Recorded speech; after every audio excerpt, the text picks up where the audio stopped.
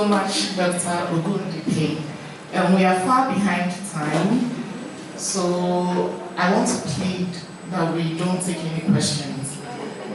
He's still around, so if you have any questions, you can see him during the snack break, the coffee break, and ask him all the questions. You'll have enough time to respond to you. But for the sake of the conference, we would want to move on. A very insightful presentation. And one key thing I think we should all take home is a therapeutic alliance. Most of the time, we don't have a solid relationship with our patients. And when we have to break bad news to them, bad news is not always about death. It becomes very difficult. So let's try and foster the culture of therapeutic alliance. Before we move on to the next presentation, I have some receipts here with me. So if you hear your name, you can see me during the snack break for the receipts. Dr. Asteria, Joyce Autry, Edna Amor. So for the next presentation, we have a very affable pediatrician to take it for us. So she is a pediatrician with over 13 years of dedicated service. She's skilled in diagnosing and treating a wide range of pediatric conditions with an inclination for newborn care. She works at the Kumasi South Hospital.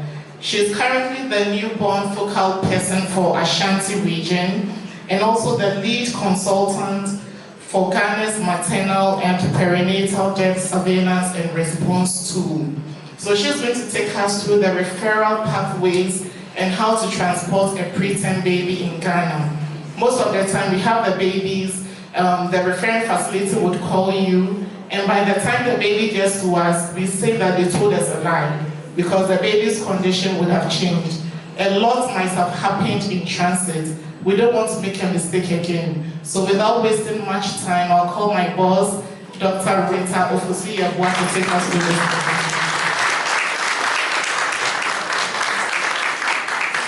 Good morning. Good morning. I hope you've had a nice 2 days.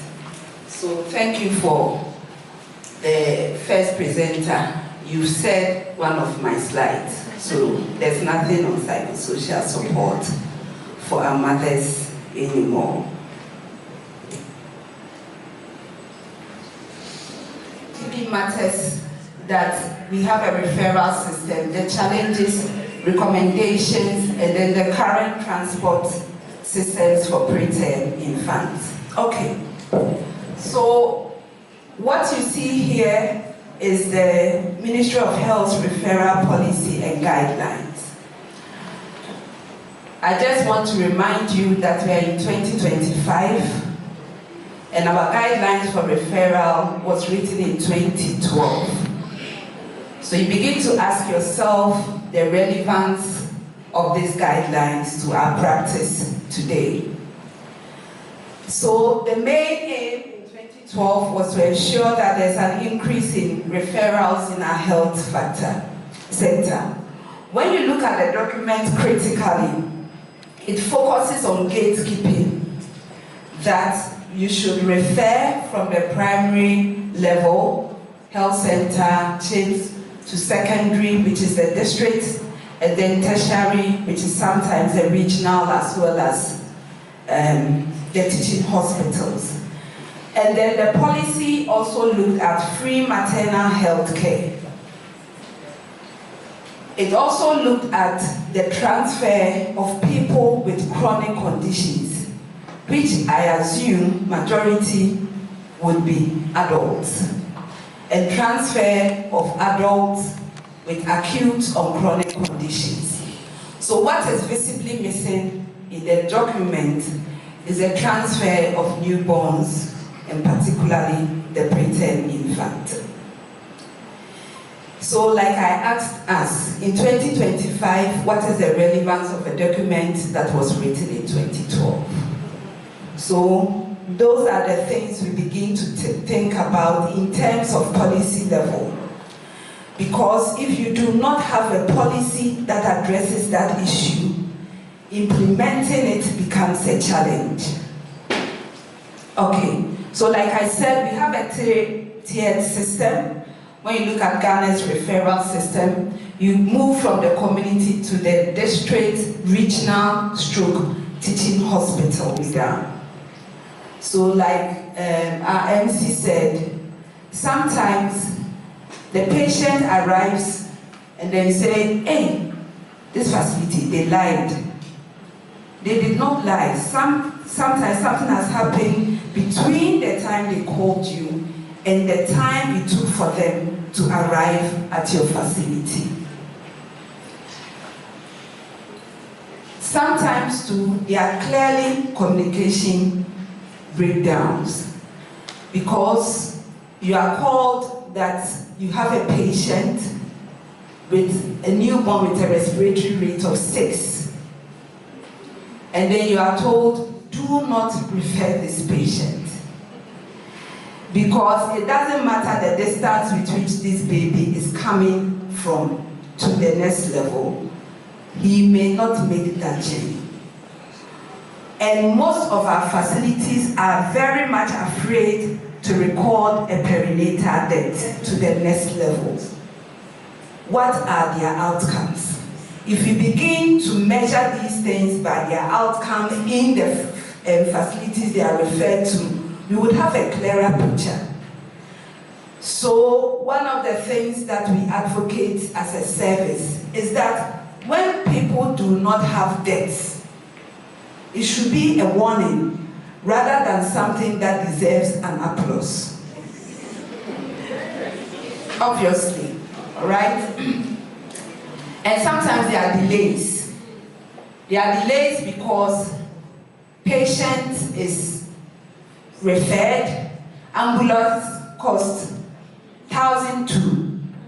Then now she has to call her husband, who has to call his uncle, and then the grandfather, before the family can gather the money.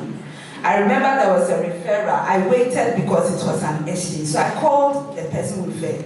Where is the baby? He said, the family says they are not going to gather money. The baby arrived the next day in the afternoon, obviously in an irredeemable state. So all these things are things that we should look at, and process inconsistencies in referrals for pregnancy-related cases have taught us over the years that these same things are going to be applicable to neonatal referrals. And then we know that our preterm babies requiring higher level care face time-critical barriers because you want to go to the teaching hospital. Already on the referral platform, they've told you, we will not accept any baby except surgical cases. So where do you go? Those are some of the things that should stimulate our thinking. So like I said, we have a tiered system. You have the primary care level, which involves the sub-district and district levels. So here we are looking at health centers, our CHIP compounds, and all that. And then our secondary level is the districts, where you have our district hospitals, and then our tertiary level, we look at national, regional levels. So we are looking at teaching hospitals, and then our regional hospitals. Okay, so what are the key challenges that newborns face when we want to refer them? And so, by inclusion, I'll talk about preterms. The first thing is the delayed referrals. So sometimes, even maybe at the district levels, no MO on duty over the weekend. So the baby comes Friday night, baby is jaundiced, he's put under the photo, there's no bilinometer in that hospital, nobody to check serum bilirubin. So by the time someone comes in, makes the order, or even sees that the jaundice is up to the sole of the feet, it's gone. Or somebody might pick and say, oh, the baby is not suckling. So those are some of the critical things they face. And sometimes long transfer times. We have a regional segregation that sometimes does not work very much for us. And so for us, we tend to receive referrals from BPLE, which is technically not in Ashanti region. okay? But if you look at the geography of the nation, this is the closest that they can come. And sometimes it takes quite a while for them to arrive, okay? And one of the major things we have is inadequate pre-transfer stabilization. As soon as we see the baby, hey, we don't move her, go to the next level. Temperature is 35.6. So sometimes I ask, was this baby transferred from the mortuary or you get? Temperature is 36, 34, sometimes some people can write 34.9. What this baby needs is active warming and not a transfer at that point in time, okay? Sugar not checked and all that. So if we do not take anything away from here, I want you to take the fact that every baby, every preterm deserves to be stabilized before you make a transfer, okay? And then, in terms of transport, the ebenya yoki, taxi, okada, ebia, because we don't have neonatal capable transport systems in the country. And then training gaps. Sometimes we call our EMTs. And some years ago, they were coming around the facility, so they would spend like 2-3 weeks in our newborn unit so that we teach them the basic thing. But for some time now, that system has also broken down. So once it has broken down, it means that the requisite skill to transport a baby is not there. So if you don't add a staff to the transfer, it becomes a problem. And sometimes to our staff, when we say, oh, accompany this baby from here to here, says, doctor, how can I come back? And it's the truth, because the ambulance is not going to pick you the staff and bring you back. So it's very, very critical that we begin to look at policies in the referral document itself that addresses some of these things. Otherwise, we will talk. There's no policy guideline. Okay? And of course, poor communication and referral coordination. So apart from what we have known traditionally as the paper referrals that we know, what is now in vogue is electronic or e-referrals for newborns. So when we talk about e-referral, we are talking about the process that you share the information on a platform, any electronic platform, about the patient you want to refer, and then we address these issues. So we have the integrated e-health systems, we have messaging technology, WhatsApp, and then electronic medical records. The WhatsApp referrals for newborn is currently very common in Ghana. From what I know about our regional newborn platforms, I know about 10 out of 16 have an organized referral platforms for newborns. And it has been used in the past to strengthen the obstetric referrals processes in low and middle income countries. So we assume that it's going to play the same role.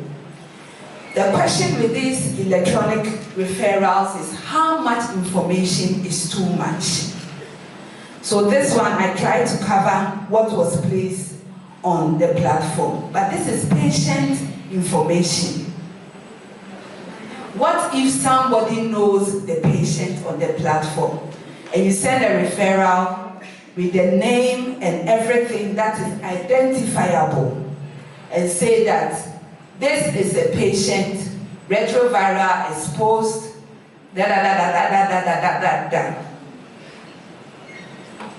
The question we must ask ourselves, how much is too much? To put on a referral platform that has over 120 people that you do not know, that you don't know their backgrounds. So these are some of the challenges with the electronic systems that we have. But it's very good because you get to ask questions. On that one, if somebody says, I'm referring a newborn, the heart rate is 6, quickly, back message, do you mean 6 or 60? Because if it's 6, don't bring this baby. Ventilate this baby to respiratory rate is 40, and then 40 to 60, we will talk about the transport system later. Okay? And most of these cases, by the time we send another back message, oh, the baby did not make it. So when we are referring, we should think about the stress for our mothers, their families, the cost involved, and whether the outcome is going to be different from what is in your facility. Those are the things we should look at critically. And not because we clap for you because your district, the perinatal mortality is green, so you have done well. We begin to now disaggregate the data and bring your data to you so that you know the outcomes of the patient. And then wasted time if there's no response on the timetable, on the WhatsApp platform. So sometimes people post in 6 hours, they've not had a response. Especially in the mornings, everybody is working. Until we have something like an administrator manning these platforms, it becomes a major deterrent even for people to put. And sometimes so people put their cases on the platform and then people begin to ask, have you looked at the temperature? Why is it 36.5? And people are like, hey, why are they bashing me? Next time I will not put. It's not bad, it's what is going to save lives. If your referral is timely, but your transport is not good, your baby is going to arrive in a different way. And then families need structured support along the pathway. The next steps, we have to look at protocols, trainings, and then the capacity of the hospitals that receive the referrals that we send. And then also put a lot of emphasis on family-centered care, their implementation, so that we can close the survival gap. Thank you very much.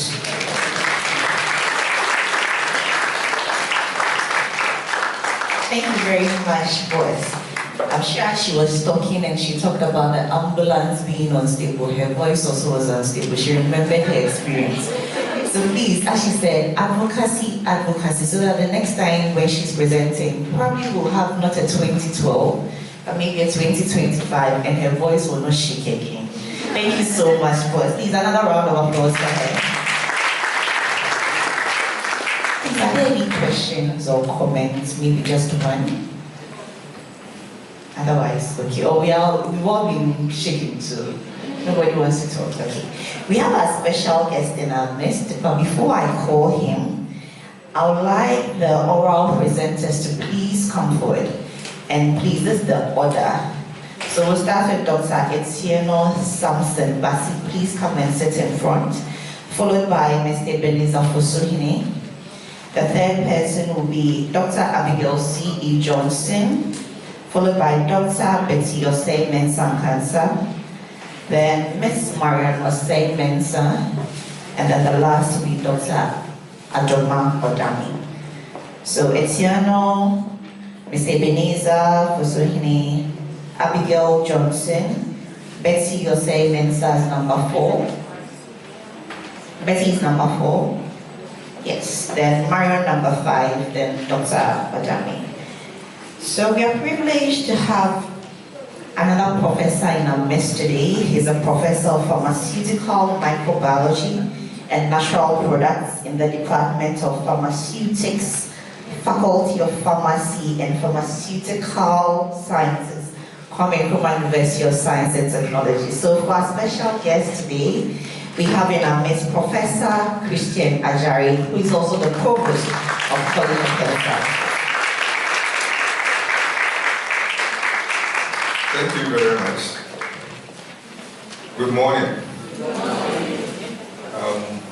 First, I would like to express my sincere apologies for not joining you yesterday.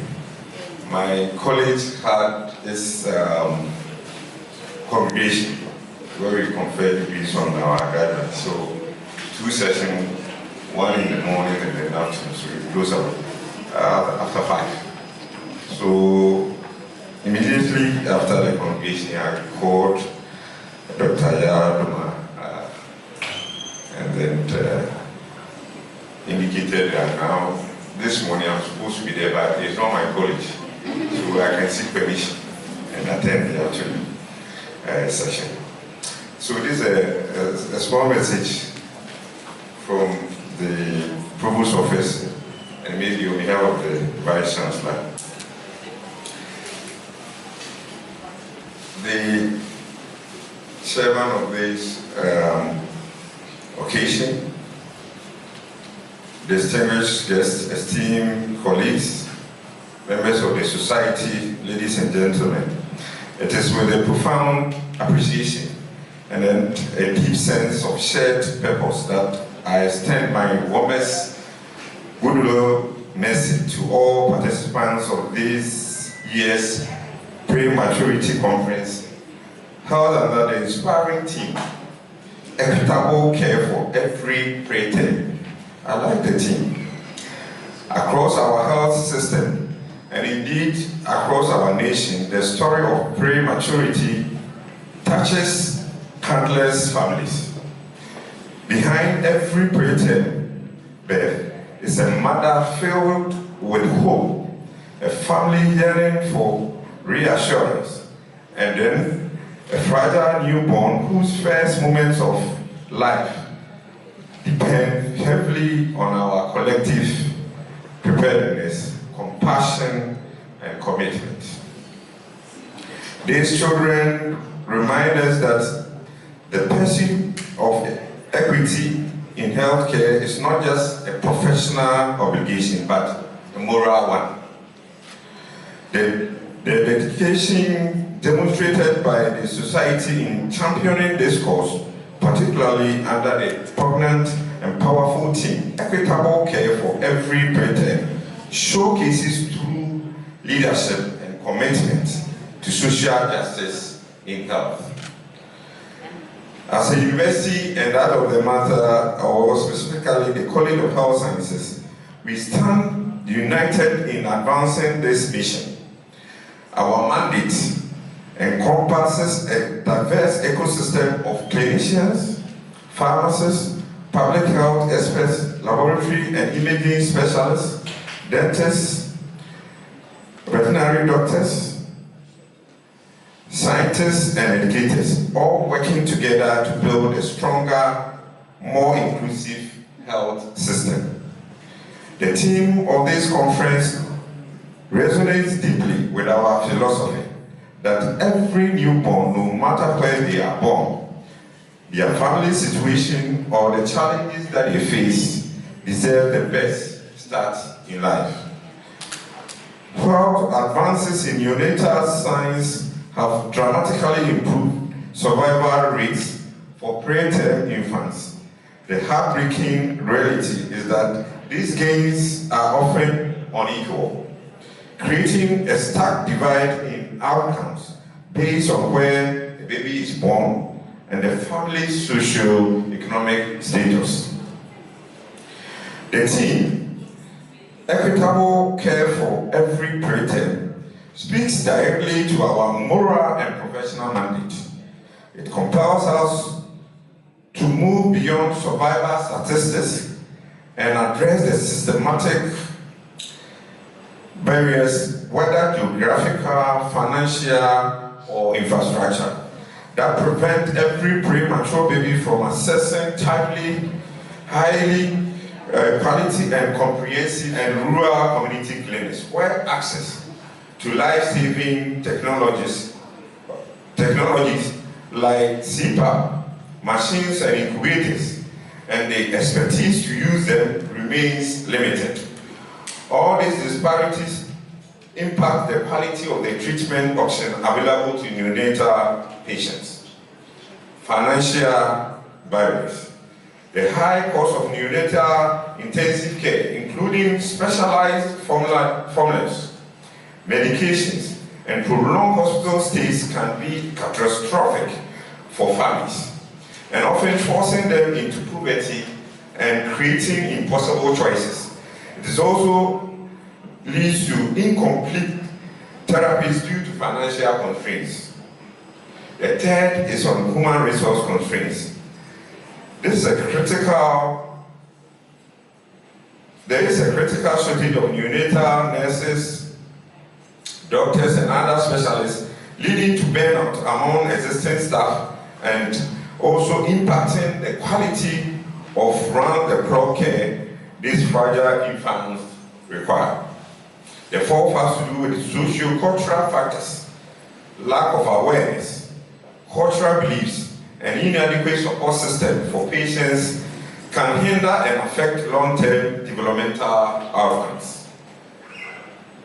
Addressing some of these challenges requires a multifaceted and collaborative approach, and it is here that your leadership is crucial, and we can and must work together to first strengthen health systems, advocate for or implement targeted investment in district-level hospitals, ensuring they are equipped with essential neonatal equipment and have reliable supply chain for necessary consumables. You know, always health workers will go on strike, but we've had few occasions where we go on strike because of lack of certain equipment, vital equipment.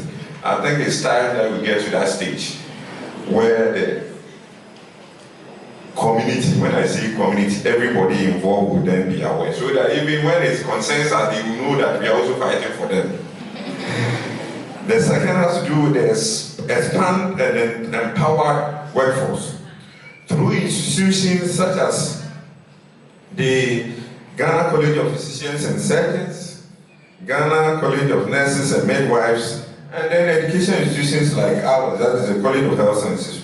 We can develop and scale up specialized training programs in neonatal issues for doctors, nurses, and midwives, and explore innovative task-shifting models to maximize our human resources.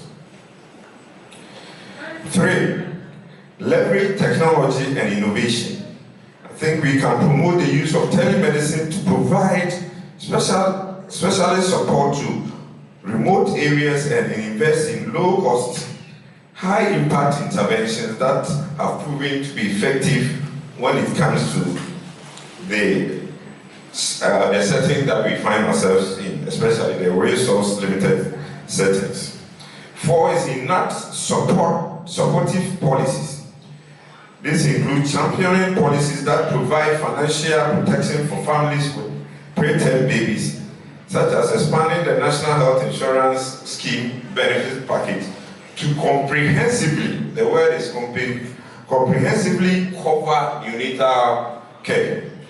Last but not the least, foster community engagement.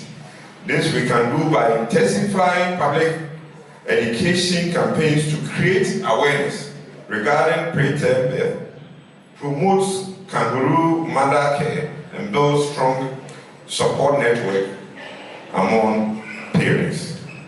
This gathering provides a crucial platform to share knowledge, renew partnership, and spark innovations that will improve survival and long-term outcomes for preterm babies. I applaud the dedication of healthcare professionals, researchers, policymakers, and families whose tireless efforts give these children a fighting chance. On behalf of the university management and that of the college, I commend the organizers for championing this cause and creating a space where science, empathy, and advocacy converge. May your deliberations be impactful and your collaboration enduring.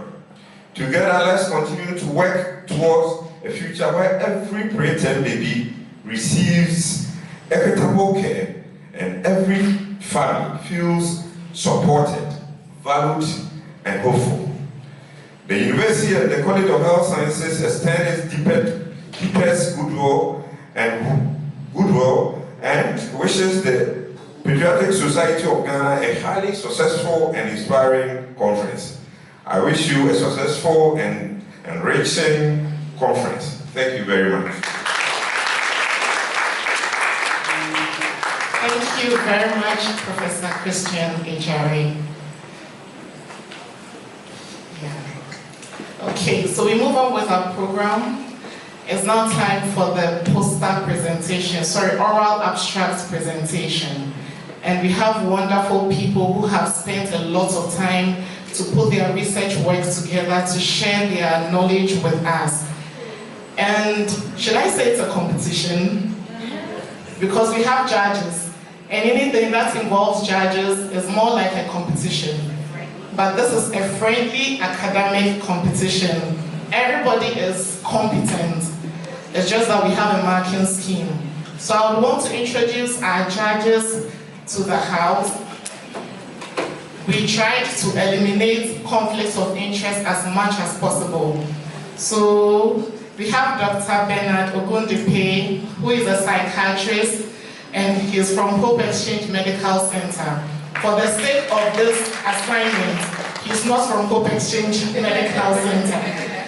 We also have Dr. Kulehe Hadis. I hope I got the name right.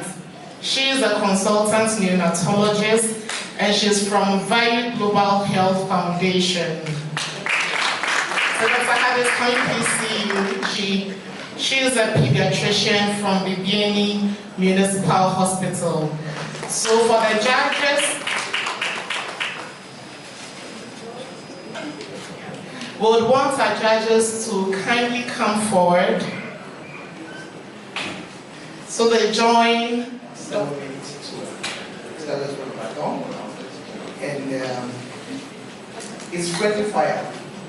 Everybody's a winner, even though for clarity's sake, we are going to grade it, but you've all done a yeoman job. We believe at the end of it all, we have a research that will be able to translate into our clinical practice, and we'll be able to adopt this and implement. So all the best to all the participants. In the person of Dr. Etieno Samson Bassi. Let's welcome the Shivan.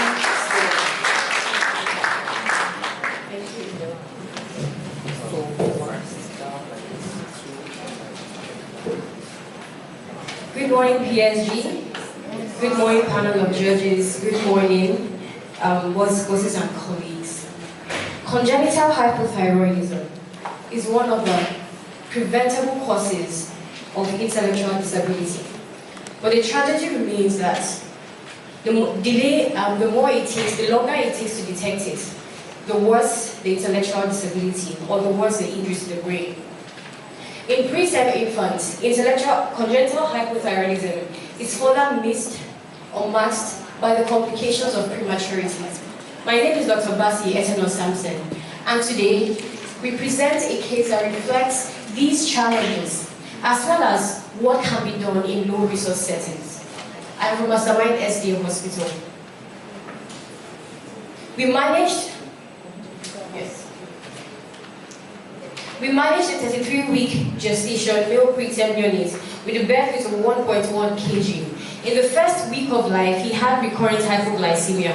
On day 3 of life, he passed meconium. On day 4 of life, he had jaundice. On the 7th day of life, on the 10th of life rather, he had poor feeding with inadequate weight gain. The mother was not diagnosed with any thyroid disorder, neither was shown any treatment for it. We examined this child and we realized that he was lethargic, he had copious drooling, he was hypothermic, he had hypotonia, as well as bipedal non-pitting edema. We did our investigations. Now these symptoms, these signs that I've listed, they're usually typically seen in prematurity, but when we noticed it in these preterm baby, we realized that, or it raised our suspicion for congenital hypothyroidism. We went on to do our investigation, I will come back to this video. We went on to do our investigation. So our first thyroid function test was done on the 14th of life, and it showed an elevated TSH level of 6.84 with low T3 and T4 levels, which was consistent with primary congenital hypothyroidism. We had a differential of transient hypothyroidism as well. Serum bilirubin levels showed God-conjugated hyperbilirubinemia, and other things that we noticed were neutropenia, thrombocytopenia, but were normal liver and renal function tests. So we went ahead to initiate our management for, oh, did I mention that we could not do a thyroid ultrasound because of our setting and the resources were unavailable at the time. We went ahead to initiate our treatment using levothyroxine therapy at an initial dose of 25 micrograms per day for 2 weeks. After 1 week plus of initiation of treatment, we realized that the TSH level after a repeat TFT showed a suppressed TSH with elevated T4 levels, which was consistent with biochemical response to our treatment. Alright, unfortunately, this patient was lost to follow-up, but after 20 months, we traced and brought him back and realized something remarkable. He had a normal growth pattern, as well as he demonstrated an age-appropriate neurodevelopment. Now, let's discuss this. Usually, in preterm babies, it's easy to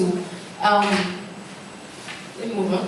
In preterm babies, usually they will come with non-thyroid disease, which would make the diagnosis of congenital hypothyroidism more easy to miss. But you see, the caveat is you need a high clinical suspicion to be able to pick up congenital hypothyroidism. And so when you have these symptoms and signs I'm about to list out to you, I want to implore on every healthcare worker to have a raised index of suspicion for congenital hypothyroidism.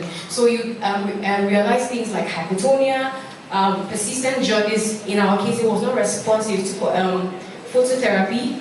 Baby was hypothermic, baby had recurrent hypoglycemia, and baby had a widened anterior fontana, which was one of the findings that we had. And so in conclusion, early detection and timely treatment of congenital hypothyroidism in preterm babies usually helps them with better neurodevelopmental outcome. So in our setting, for instance, limitations and challenges with picking up congenital hypothyroidism included things like, for instance, I mentioned the first one, a low clinical suspicion, not in our setting per se, but then other things like lab limitations, unavailability of thyroid radiology, we had a poor follow-up system. These are some things that could lead to the misdiagnosed or missed congenital hypothyroidism.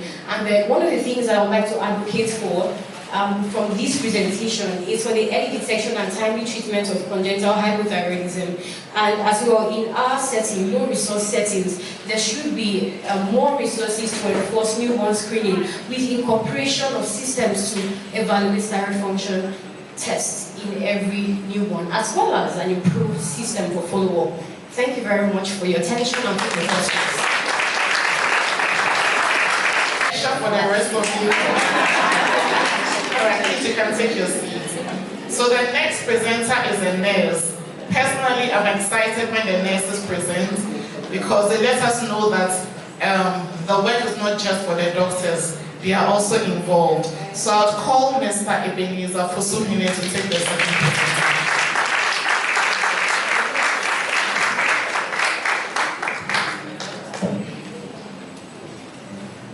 I'm a nurse from Women Fertility Hospital.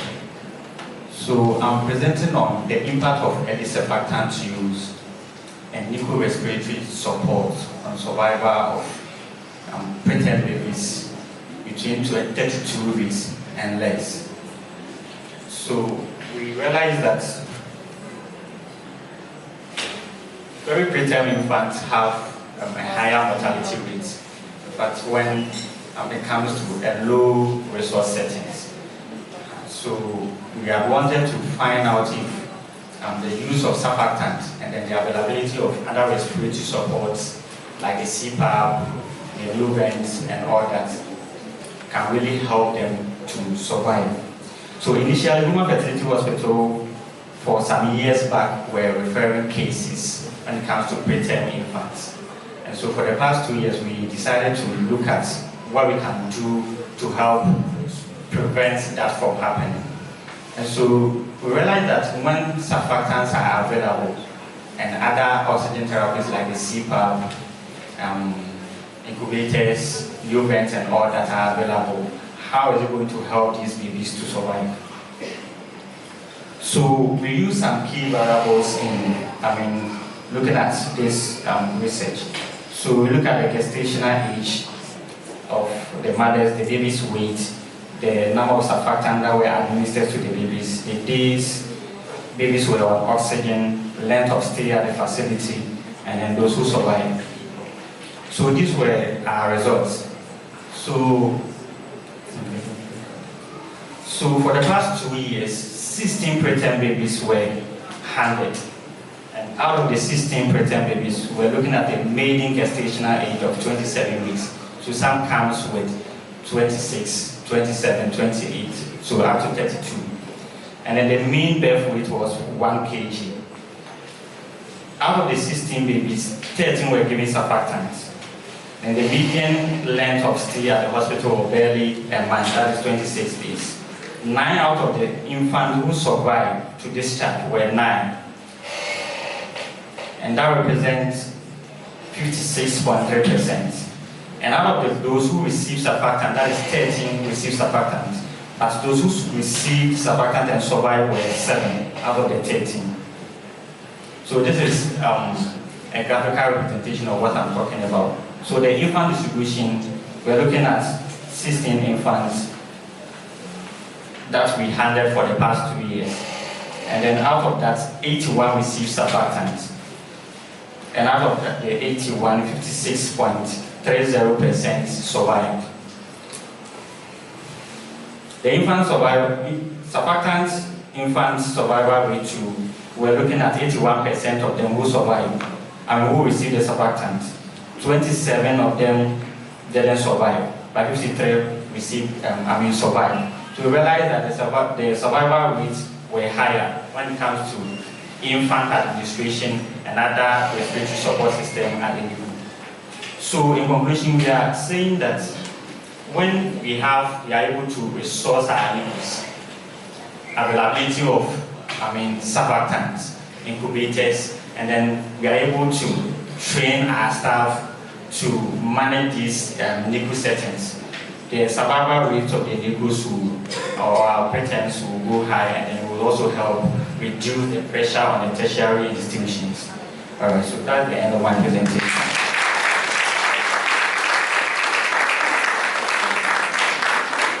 Thank you so much, Ebenezer.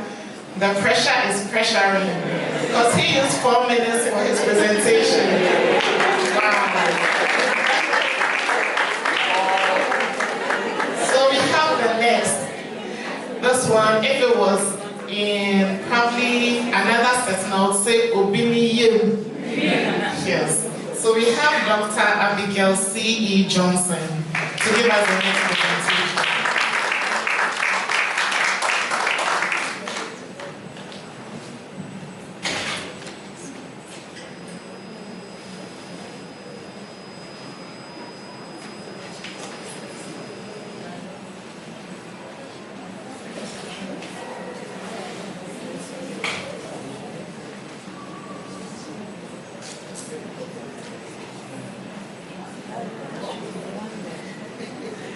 Abigail Johnson from the St. Martin de Porres Hospital at Ekwe in the Western region. Today I'm presenting on bacterial isolates and antimicrobial susceptibility patterns among neonates with suspected sepsis at a district facility in Ghana.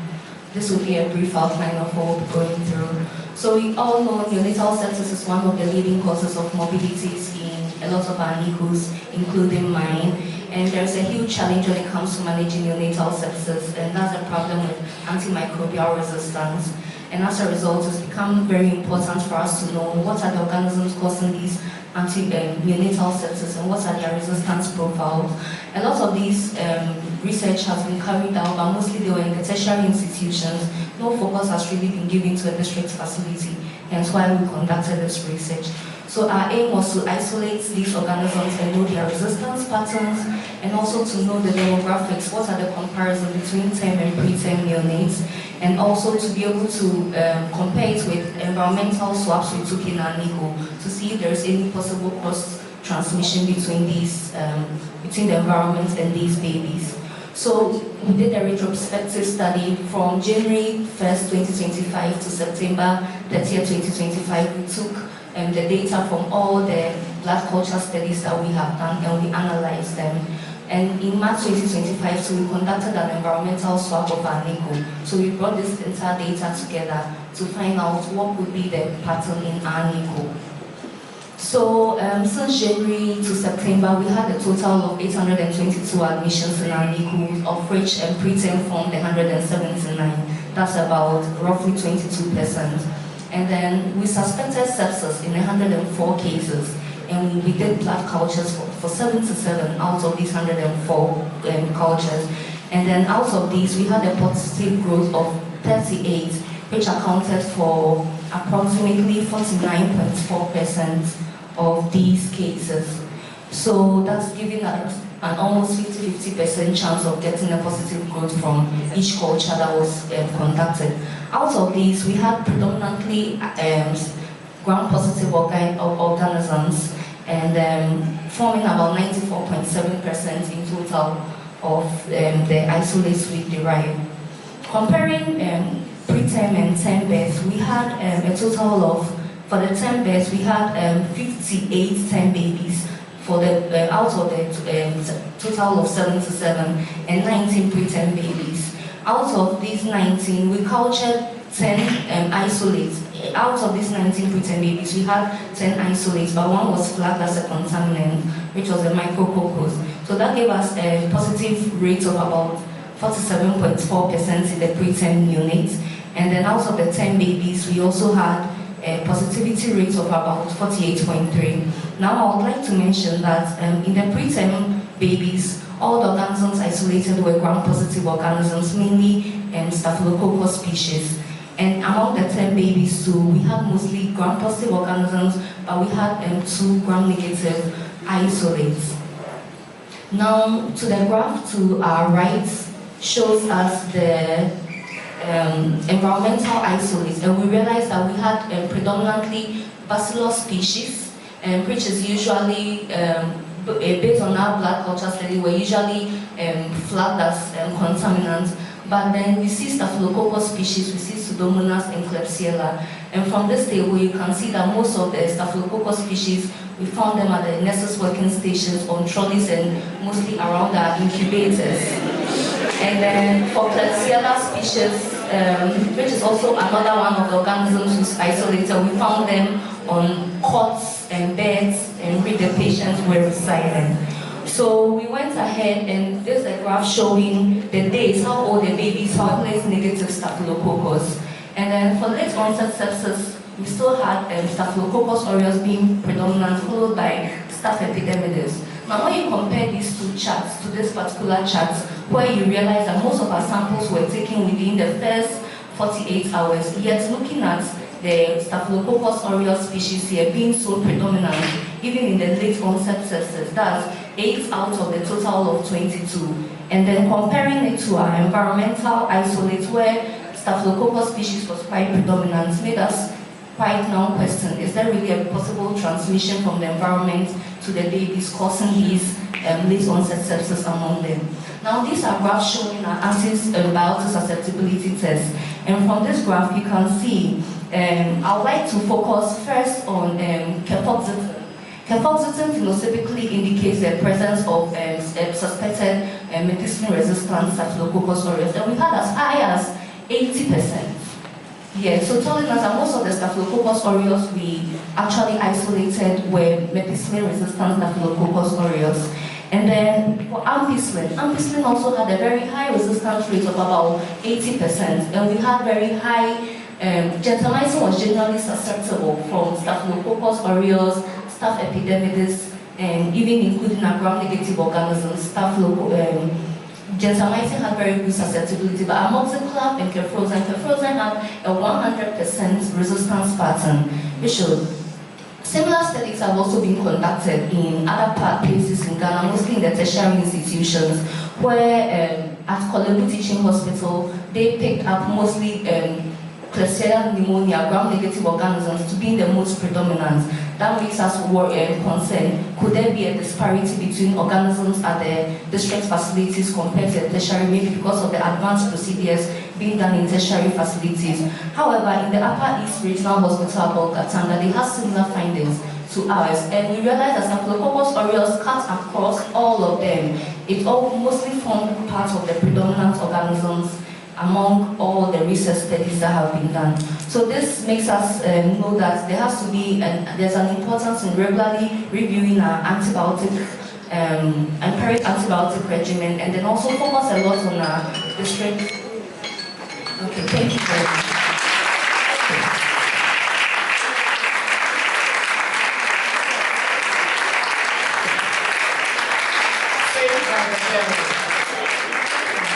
So as far as I heard the alarm sound, I heard thank you very much.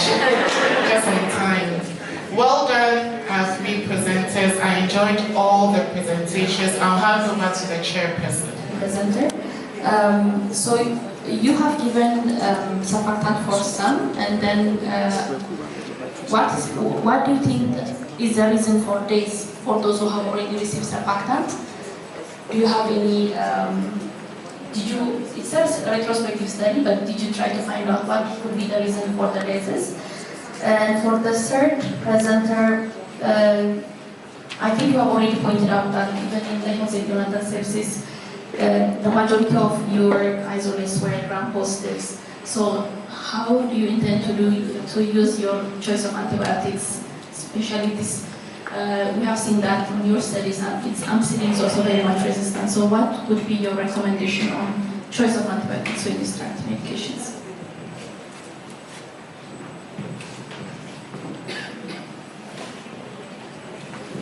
Yes, the rest of those who didn't get the surfactant.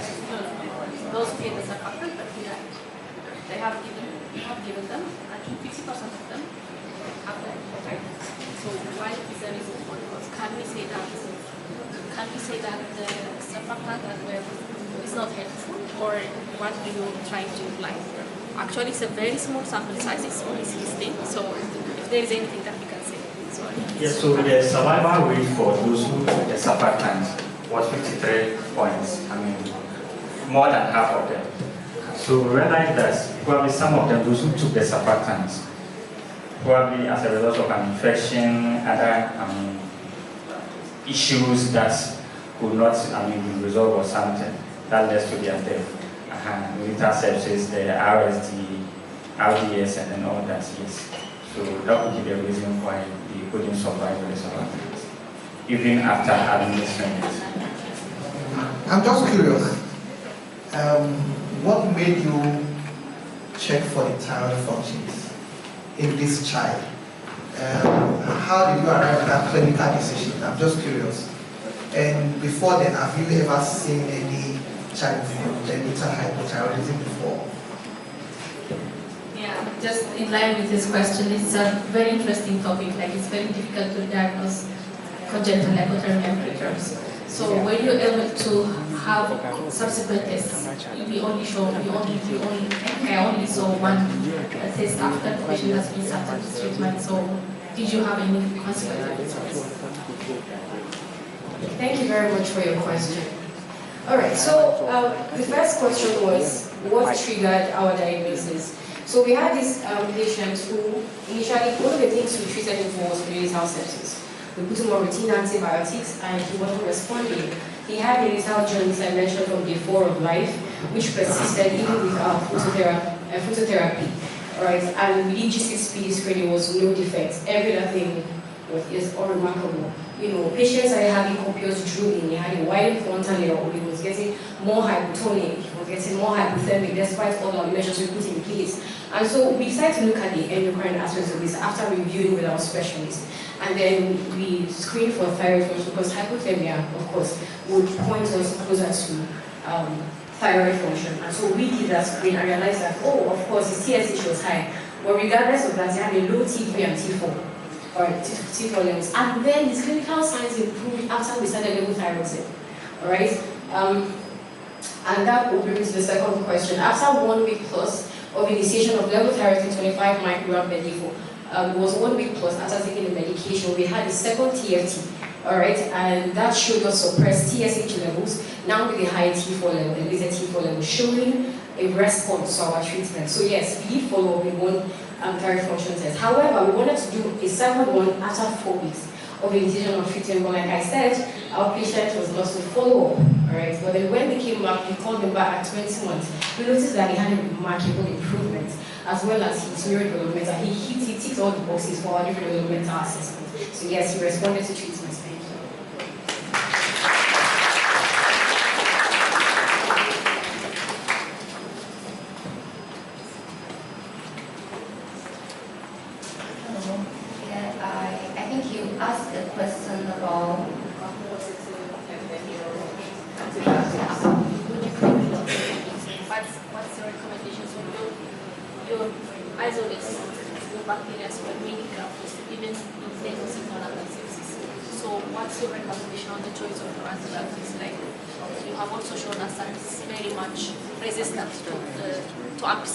So what is your recommendation on your choice of antibiotics, and also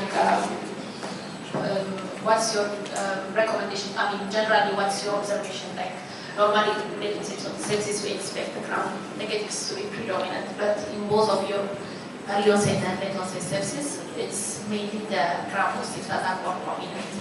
So what's your recommendation on antibiotic choice and the way forward?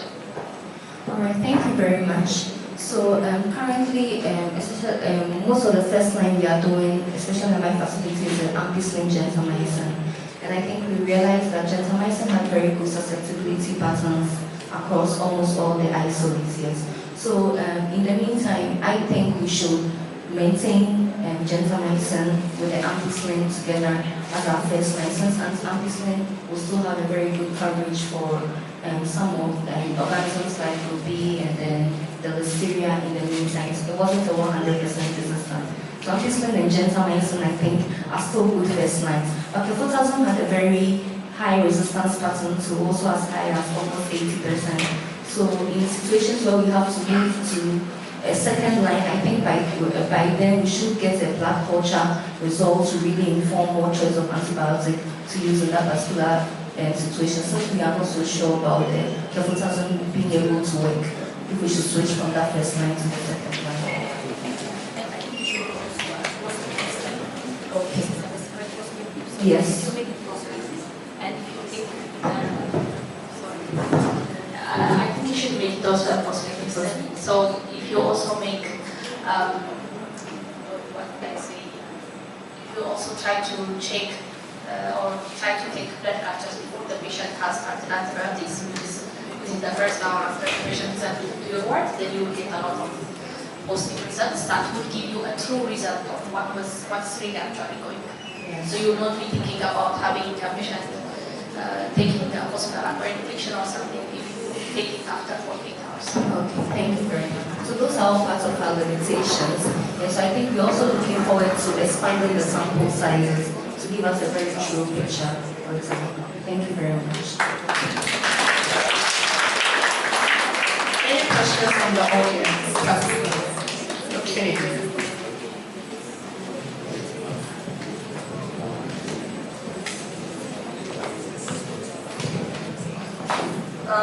So my question goes to the head presenter on the sepsis. So from your results, you mentioned that the late onset sepsis, in terms of the microorganism isolating, was more kind of the same as that was isolated on the swab, the environmental swab. So my question, and you are even thinking, in terms of transfer, would it be from the environment? The question is, what is the cleaning culture? I mean, and I'm very much particular in terms of prevention. What is the cleaning culture in your neighborhood? Okay, then thank you very much. So I can speak to the cleaning culture now at my NICU, and I would say at the moment it's quite good. So actually we even plan on repeating this environmental swabs later this year to see if it's the same. Because since we got the culture, so I've been at the hospital for 3 months now. Yes, so that particular swab was actually carried out before I got there. Yeah, but since it was carried out, especially after I got the results and I analyzed it, we've really implemented a lot of strategies, daily cleaning of the incubators and with bleach solution, and we've also been, we've got, before we didn't have orderlies also in our NICU, so now we've got an orderly that will be stationed there, and we ensure that at least twice every day that is done. And we instituted with very good hand hygiene, yes, very good hand hygiene. We ensure it and we enforce it.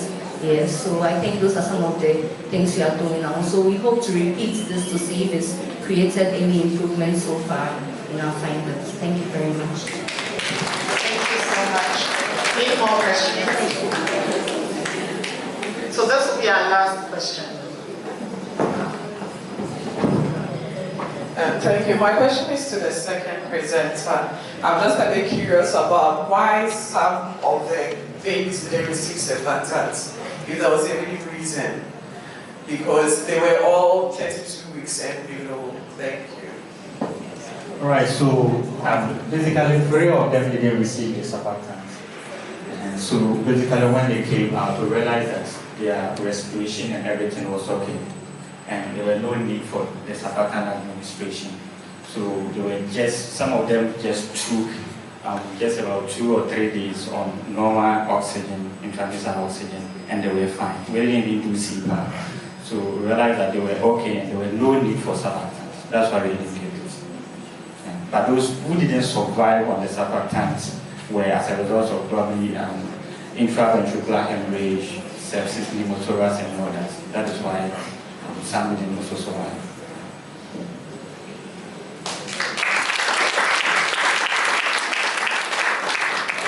First batch done. Thank you so much, all our presenters. We move on to the second batch.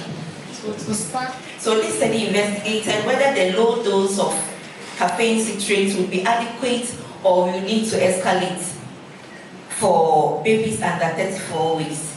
And I took inspiration from a training that we went in January on caffeine citrate using apnea of prematurity. So the objectives include to quantify premature babies who will require caffeine citrate administration, then to determine the percentage requiring caffeine citrate dosage adjustment, and to compare babies who will require dosage escalation versus those who would not need it, and establish immediate outcomes. Usually either the babies were discharged, referred, or died at the hospital. So it was a retrospective study, and it was conducted from January to September, that's the 3rd quarter of 2025. So details of the babies were taken from the folders, and consents were sought from the mothers.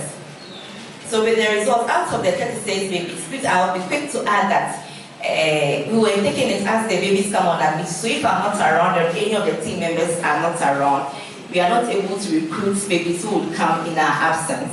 Yes.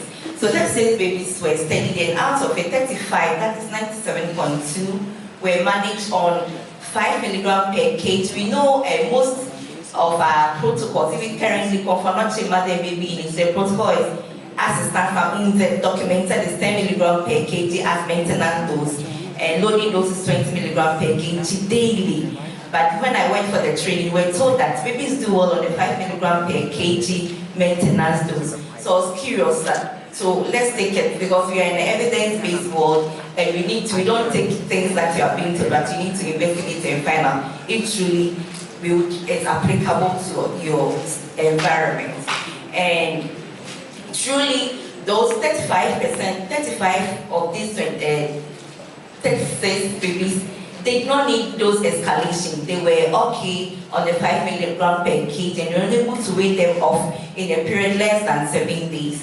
And only one needed dose escalation. And with this baby, we had excluded sepsis. Most of them were on antibiotics and hypothermia, hypoglycemia. And with the immediate outcome, 30 were discharged or managed successfully and discharged. The length of hospital stay for all of them, the average was 14 days. And 2 were referred, and I'll be quick to add that one was a surgical case, and the other one was persistent respiratory distress. And 4 of them died. And for them, most of them, the gestational age was around 2, gestational age was 28 weeks, and the APGAR scores were very bad, low APGAR scores. One was 1/10 in the first 5 minutes, and the other one was 4/10 in the next 10 minutes. So this is a graphical presentation of them. And currently, so most studies the interest of most studies that is done on caffeine citrate is on babies who are on intubation, mechanical ventilation. And they realize that rather, instead of in that group, babies who are intubated, the high dose is rather preferred because it decreases the length or duration of them on the mechanical intubation. Also prevents post-extubating fever. So let's look at these 2 groups too. It's, I think, to be of interest for those who have access to ventilators to also look into that. So in conclusion, the lowest maintenance dose of caffeine citrate, which is currently 5 mg per kg, is adequate for both prophylaxis and treatment. And those escalation will be necessary, and it should be baby dependent. So you don't need to say that this baby needs it or that. So required excluding all your other causes that could cause the respiratory distress. And this finding supports. Good morning. My name is Mariana Segnes. I'm a midwife from Hope Exchange Medical Center. And I am presenting on the prevalence of retinopathy of prematurity, their risk factors in very and extreme preterm infants in Hope Exchange. That's my presentation online. You know, most adult or probably children who are living with eye conditions such as strabismus, myopia, and the rest might have been victims of ROP which were untreated or underdiagnosed or even not diagnosed. So as Dr. Ahmed let us know yesterday, retinopathy of prematurity is an eye condition which affects a premature baby's retina. So about 16 weeks of pregnancy, that is when the retinal blood vessels are formed. And about 32 to 36 weeks, they are completely formed. So with full-term babies, the retinal vessels are completely vascularized. So with preterm babies, we know that because they are here early, they are going to have an immature retinal vessel. So our 2 major factors used in this study is any preterm baby below 32 weeks gestation and then birth weight of 1,500 grams below. But we have other risk factors such as the CPAP ventilation and blood transfusion. We have gestational age and then their weight as well. So the objectives for this study was to determine the prevalence of ROP and highlight its clinical implication in preterm infants, identify associated risk factors contributing to the development of ROP, and then recommend management and preventive strategies to reduce the risk of ROP. These were the methods used. We have a total of 41 preterms who were referred to for partnership for the ROP screening. And then it was a little below a year because our ROP program started less than a year ago. Clinical records were included, ophthalmological screening, and then statistical analysis with the chi-square and logic regression. So in our results, we realized that the prevalence of ROP emerged as 14.6%, which is out of every 7 babies, 1 baby appeared to have retinopathy of prematurity. So 6 babies in total of 41 were diagnosed of ROP, of which 4 were diagnosed of moderate, and then it was just a chance. So we can see that most babies in the NICU are very preterm and then preterm. So we realize that most of them having the gestational week of below 32 weeks and then birth weights of below 1.5 are the common risk factors for ROP. And so with our results, we realized, or we came to find out that blood transfusion was the most significant factor of ROP, because we had other factors, but blood transfusion emerged as the most significant factor of ROP, whereas there were no significant relationship between the other factors. Not that they are not important, but they also can be a major cause. So in our discussion, we realized that our prevalence was 14.6 when it comes to ROP. Connecting it to a general worldview of 31.9, realized that our prevalence was much lower, but then we were also a bit higher than a study which was from a single center in Turkey, of which their prevalence was 11.2%. So our prevalence was relatively higher compared to worldwide, but then because of our small sample study, we realized that it was also low. So we have a reasonable findings here. So if we are supposed to use a larger sample size, we might actually have a higher prevalence in case. So we are here to say that most of the babies who fell under the gestational age of 29 weeks and birth rate of 31, they were those that had significant association with ROP, even though these factors were not in relation with our study. And so blood transfusion emerged as the most significant factor causing ROP, because in blood transfusion there is high hemoglobin level, high oxygen level, causing oxidative stress to the retina of the eye. And then other factors like the administration of oxygen are also factors, but has no association in our studies. So these are strategies to reduce the risk of ROP in our preterm babies. So we recommend that there will be early and routine ROP screening for all extreme and very preterm babies. Have more research to identify most factors and deal with them. Timely intervention of all these diseases and their treatment regimen. And then in our facilities, we maintain all these strict oxygen administration, apply restricted blood transfusion threshold, which will help our preterm infants. So this is a maternal imaging screening done on our babies at CAD. So in conclusion, the prevalence of ROP was extremely high. Blood transfusion emerged as the high significant factor, and then all preterm babies are supposed to be screened and to be cautious of all transition practices for these babies. These are my references, and I'd like to acknowledge.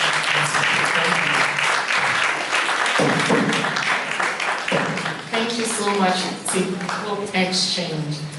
We are sorting out a few technical challenges, but I saw your boss nodding.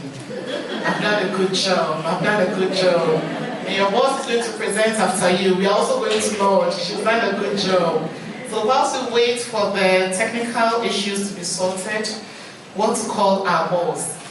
Dr. Mrs. Adoma Fuku Odani to take the last presentation. Boss, I want to inform you, I'm not looking at your face. Please, I'm going to palabro. Find it easy, my and why. So what I'm saying is that the game is for small children. She shouldn't be too hard on us. So she can't win. By default, she can't win. All right, thank you, Dr. Adoma. Thank you so much. Now that you have said that, I was going to say something to one of the judges, Dr. Winchi, that if you mark me down, I will not accept any referral from your city. It's not a threat, it's just education. All right, so I'm just going to talk a little bit about some work that we did, data science work that we did on neonatal hypothermia. So that's what we're just going to talk about. And just let you have an idea of the cooperations or collaborations that we can do with other facilities and other departments that will help us in our work.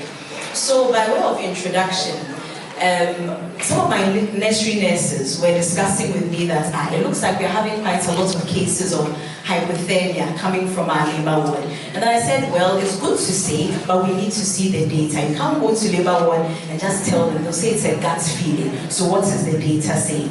So some months back, then the National Institute of Maths talked to us and said that, okay, they want to train us in data science. And are we interested? So we said, oh yes, we're interested in learning about data science. And they said, then bring a topic. So we said, okay, then let's take this hypothermia topic and then we'll use it to learn the data science skills. And so that's the reason why we have this presentation today. Okay. So we had to come up with objectives during that study, and we wanted to look at the prevalence of hypothermia among newborns in our NICU, to look at the contributory factors, and then to develop and implement interventions, because it was a quality improvement project as well. So this is where I want to spend some time, from 0 to 24 hours. So now we come to the data science part of it. So we had to go into the now non-existent limbs and then pick up information about such babies. And we looked at their ages, the gender, we looked at the age, the gender, the temperature at birth weight, mode of delivery, and even place that they were delivered. And then we used the identifier, which was the mother's national health insurance number, because that's what the baby uses, that's what the mother uses. So we pulled information from the baby, using that same identifier, pulled information from the mother as well. And we had a total of 601 babies who we could work with. And using the bedside register as well, we also found this information. And then we used the delivery register as well. So we pulled data from various sources. And then we now created a database. They taught us something, PostgreSQL, Dr. Who, PostgreSQL something, some yama things. They taught us Python, they taught us coding, they taught us a whole lot of things. And the rest of the team did that, and I just came to look nice to do the presentation. So they did that work. So we created the database, we cleaned the data, and then now we extracted the requisite information. And then with the requisite information, we now did the quality improvement part. We did a Pareto chart to see where are the babies with hypothermia coming from. Then we brainstormed with our fishbowl to find out why are the kids coming in with hypothermia. And then we came down to our PDSA cycle. So this is just a quick look at some of the results. We realized that many of the babies actually who were hypothermic were coming from our facility. We had an incidence prevalence of 28%. And then risk factors we found, which were common with common literature, were preterm births and abnormal weights, less than 2.5 or less than 4. Abnormal weights, the preterms, we know that they will be cold. Now, why were the big babies cold also? Possibly we thought because of resuscitation. They may have more resuscitation done. And the study showed that it is one of the risk factors. Interestingly, protective factors were skin to skin. Unfortunately, skin to skin, the amount of skin to skin we're doing in the facility is actually pretty low, it's around 52%. But we know that every baby should have skin to skin done. Even if the baby is in theater, nothing precludes that baby from having skin to skin being done. So then we developed some interventions. We did a root cause analysis, and then we did some brainstorming as well. From the root cause analysis, we had some interesting findings. The theater was cold. No surgeons here. So you know the surgeons, they like the cold weather, they like the cold theater. So the theater was cold, so the babies were coming out cold. And then we also realized that on the ward, by observation, the babies were being put next to the windows, and they were wearing the titilate, you know, that simple cloth that they wear when they come in, the welcome dress. And it's not very cold, it's not very warm.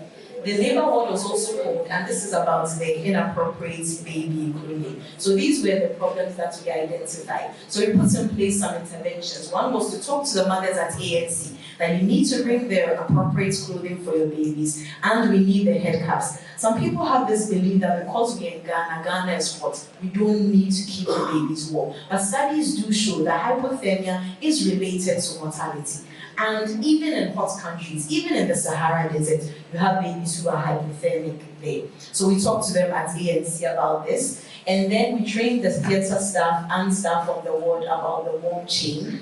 And then, in conclusion, I saw you coming. And then, in conclusion, what we really wanted to showcase is the ability to use data science to work with big data, 600 patients, 1,000 patients. If you use the data science, it makes it much easier to do. Sometimes you may need to reach out to others, like the Department of Maths, the statistics people, the data science people who are trained in it. That is their area. But if you have a little bit of understanding about it, when we are talking and playing around with it, you have some idea of what to do. So I just wanted to showcase with this work that we work together with the National Institute of Maths and our data science training to be able to come up with this work. This work was done with pediatrics, data science, our health information, and then our research departments. Thank you very much. Let me start with Dr. Uma since she just finished. So, very good presentation. I'm just curious, Dr. Uma, what was the temperature in the theater and also in the labor ward? So it was cold. We want to have an idea what was the temperature, what was the idea, because the aim of all these delegations is that when you go back to our facilities, we make recommendations. So that's the first one. The second one is actually comments. I mean, you were able to give us your interventions, what you did after you got the data. That's commendable. So I think we should all look at those when we are presenting. When you have the data, what do you do with it? Some just, okay, you've gotten with them, present at the scientific meeting and that's it. So I'll commend you for that. So those are my questions.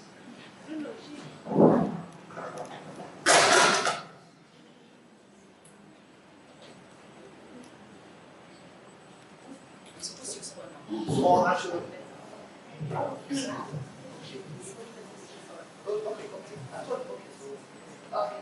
Thank you all for your very nice presentation. So my question is for the first presenter on assessing effectiveness of caffeine citrate. So, so the conclusion we heard that just having a maintenance dose of 5 mg per kg would be enough for our patients. So my question would be, how long have you been able to observe these patients? I think I've heard you saying that the longest was 14 days. So we know that it's weight dependent. So if you have already treated a patient for 1 week and kept the patient for 1 week, there will, the first 1 week especially, there will not be any weight change. So can we confidently say that we can all treat them with 5 mg per kg? And for the second, for the fifth presenter, so my question would be, you were able to find out the blood transfusions were the most significant risk factor in your study. So were you able to see how many blood transfusions have been given to these patients? And what would be your I've heard that you recommend to be more careful, but is there anything that you would recommend more to on regards to the transfusion frequency and the dose? Yeah, thank you.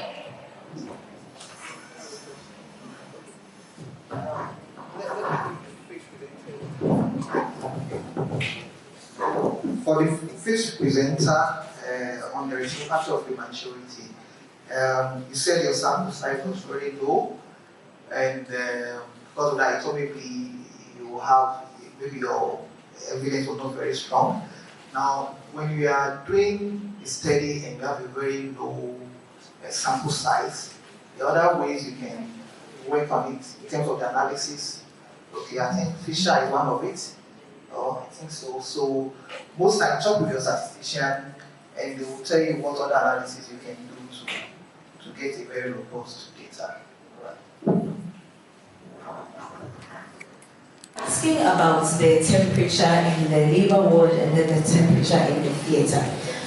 Unfortunately, to have been very standard, the best thing would have been to look back over that time period from, I think, November to April, 1.5 years, to look back and then be able to have the temperatures on the AC every day. That would have been beautiful. Unfortunately, that information does not exist. So it is something that going forward, we want to start tracking the temperatures in the labor ward and then in the theatre, as opposed to the temperatures that we are seeing in the babies.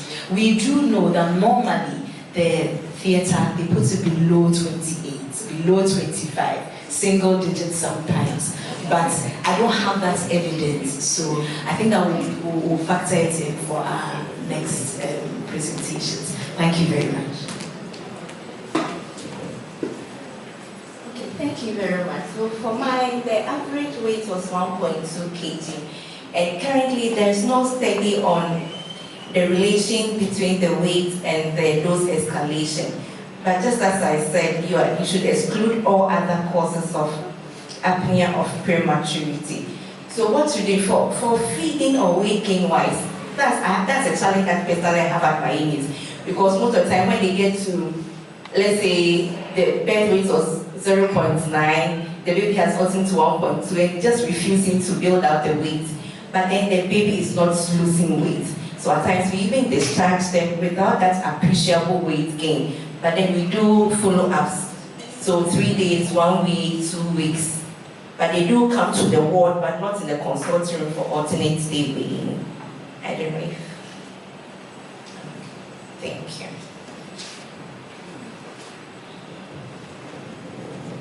Thank you very much. Please, when it comes to blood transfusions, those that were included in the test or in the study, they all received blood transfusions. And most of the times we have a number of babies on the ward that they receive more than one blood transfusions. So sometimes when we do the FBCs to check the hemoglobin levels, realize that if they are low, we want to transfuse the babies. But sometimes clinically, they don't look pale or they don't demand blood transfusions. And then we are mostly comparing with the labs. So when the baby demands it, clinically and then health laboratory-wise, we're going for it. And then we have protocols for giving blood transfusions, mostly 10 to 15 per kg, that is the birth weight. So we do that calculations and then you give the blood approximately to the baby. So we make sure that we give timely blood transfusions and not be bombarding it on the babies just because clinically we see that they are pale and even their labs don't determine as such. How frequent do you take that? Yeah. And how frequent do you take blood samples? So we do post-stage feed, which is blood transfusion after 24 hours after blood transfusion. Just how many times do you take blood tests? Blood tests? Yeah, drawing blood. Okay, so as it demands, if we need to do blood cultures, if we need to do FBCs too. So mostly on admissions, when a baby is referred or a baby is brought in, we take blood samples as a doctor orders or as the baby presents clinically. Thank you.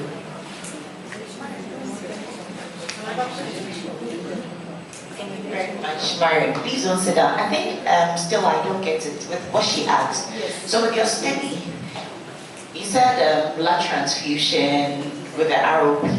Was it based on the dosing and the frequency? Maybe you realized we gave more than, or it was a certain dose you gave to those preterms and you realized, or is the frequency maybe had to be transfused the second time, the third time, and after that you had those patients having ROP, or just given once because sometimes they need it, so then should it be transfused again?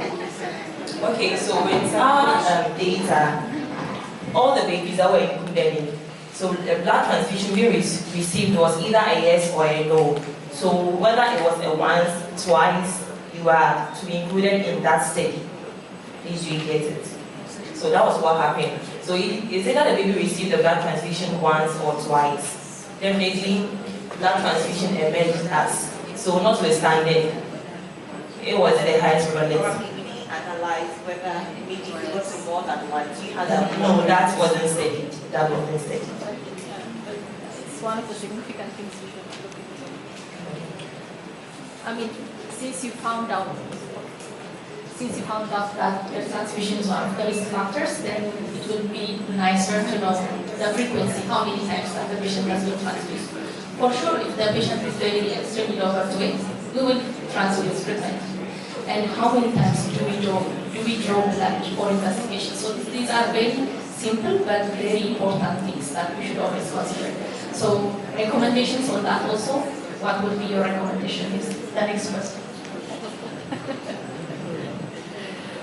Okay, so we have to draw blood when necessary, not all the time, the baby's taking blood, because sometimes a baby will be transfused with 3 mils of blood, and in the next 24 hours, we want to do a post-HB, and we are also demanding of another 3 mils of blood to do the post-HB. So we have to... I don't know, I think we are going to compile the results, right? Yes.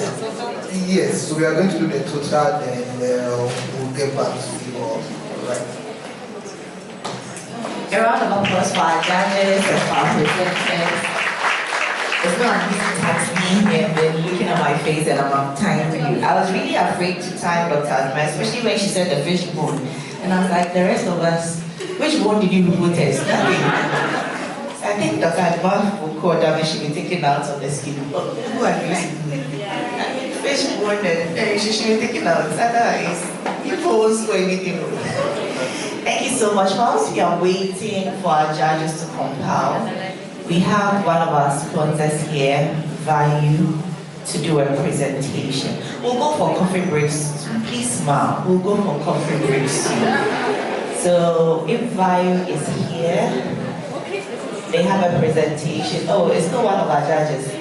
Oh, okay. Should we sing or do something?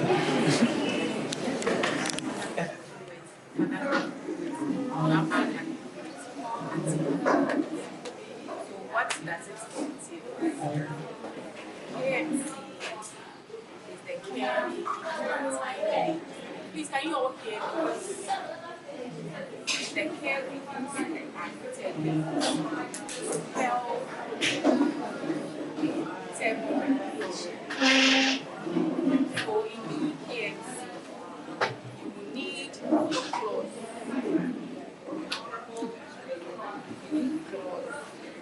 You will need a baby cap.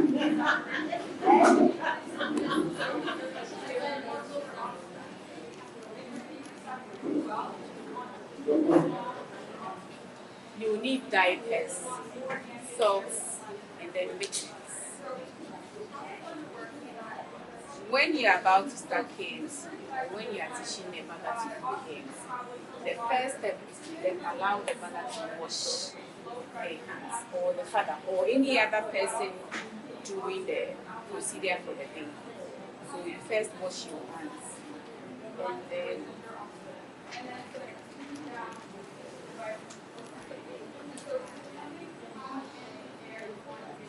you wash your hands, and then you undress your baby. If the baby is in so I'm undressing my baby.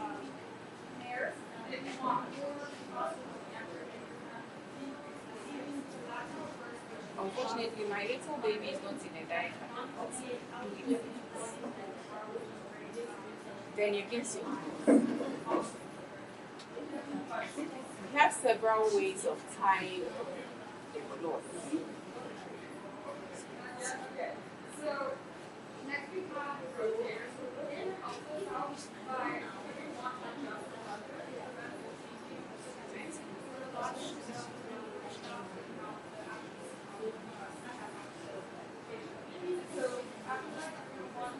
So just like our mothers tie our babies at our back, it can be done that way.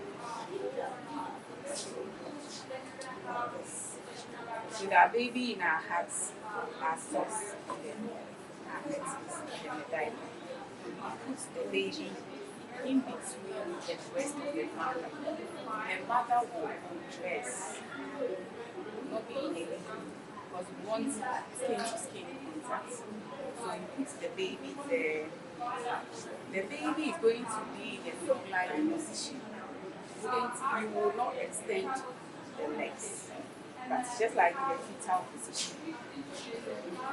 Please, and you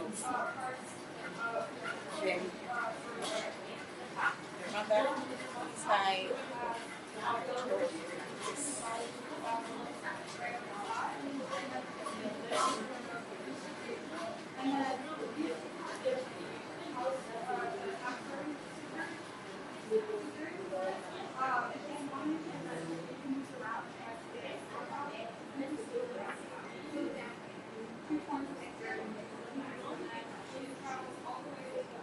with the head turned to one side so that the nose bends stand like this.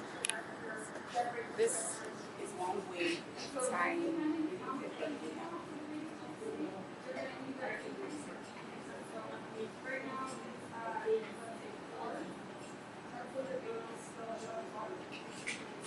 another way, if the mother is not comfortable with how the first one is tied, you let her make a knot by her side.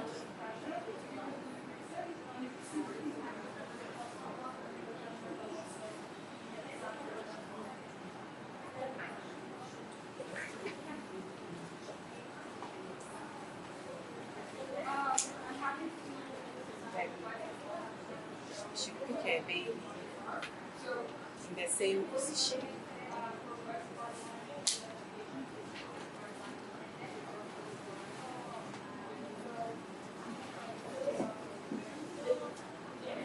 Then also make another knot.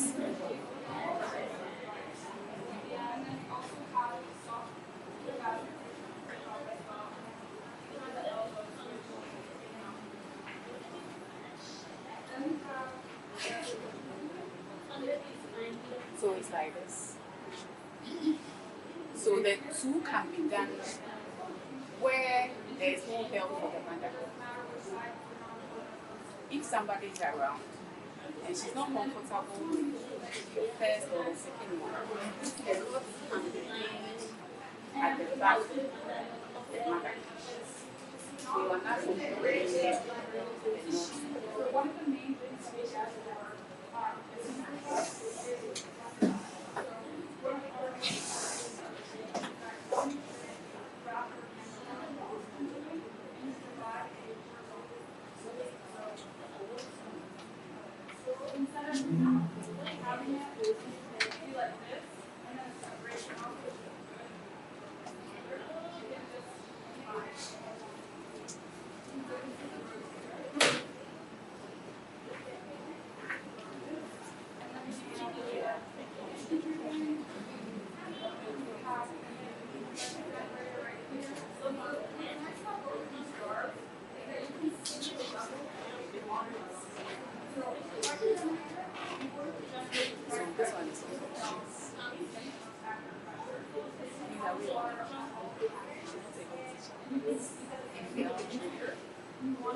So this is also there.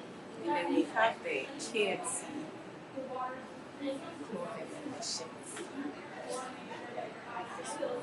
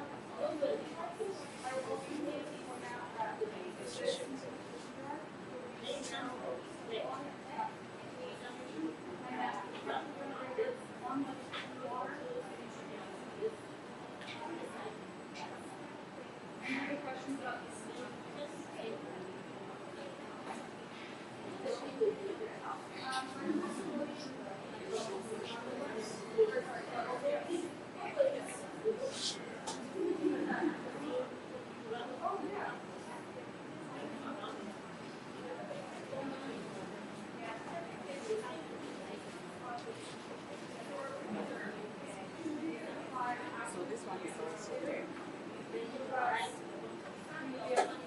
But unfortunately, the mother don't save the shares and the clothing. So we teach them the first two. We teach them the third one. When they come back for the follow-up clinic, they get excuses why they didn't do kids. There was no one at home to help tie the cloth. So we teach them the first two. But this is what they use when they are on commission. This is also another way to do it. So one will ask, what at all is this KNZ that this is our So the benefits of this. And I know we all know what it is. So this time around, I'm not going to do the talking. Each and every one of us is going to say something so that the class will be interactive. Right?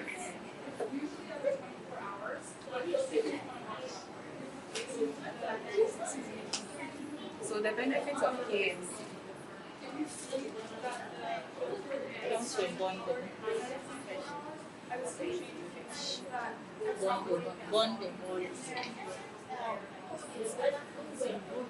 Respiratory rate is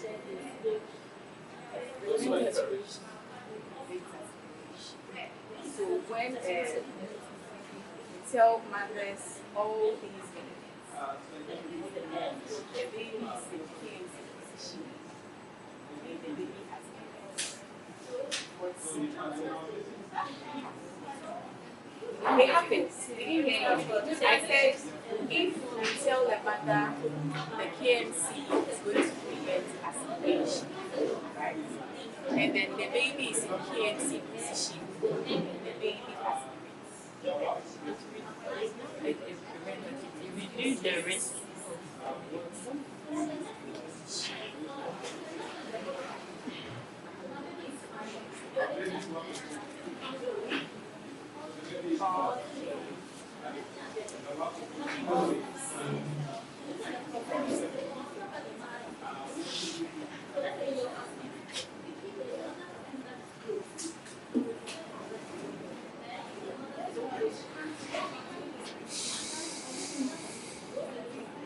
Okay, we try it.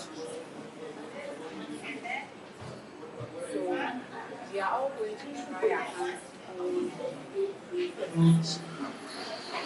and then afterwards we move to the passage of the NGT and then the OGT.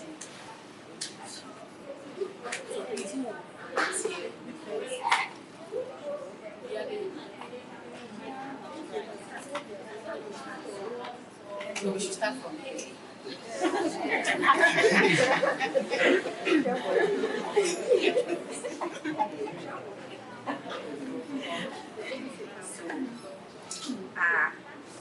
Written for yes.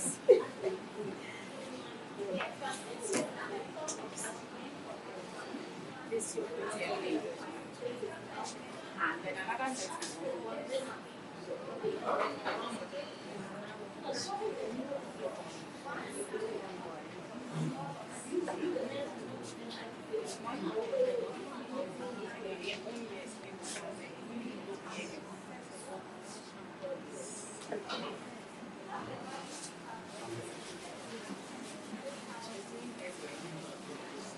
Can we ask questions? So, the issue of this, not when we put babies on so that baby stays on your back sitting, right? But this one is a preterm baby. Still assumed. So when you keep on flexing the legs, sometimes they dislocate. It's better you keep them in a light position.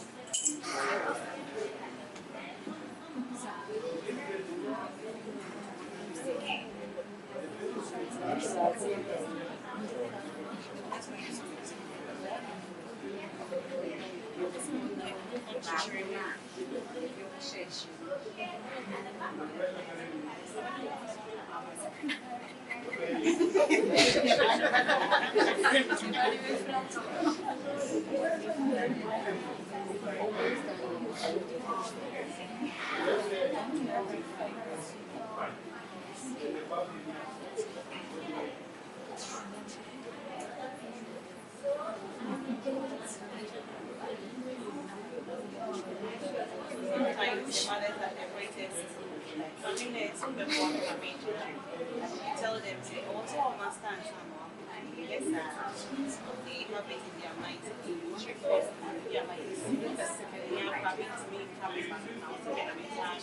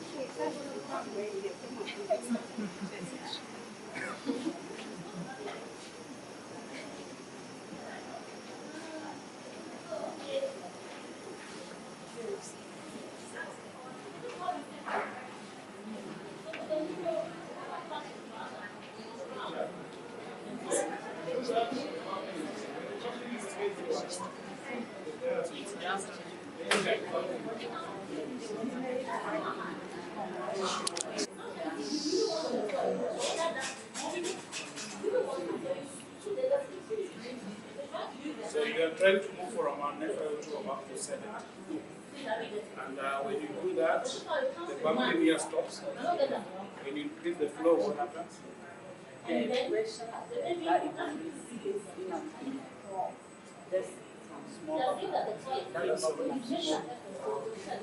You've increased your flow to what rate?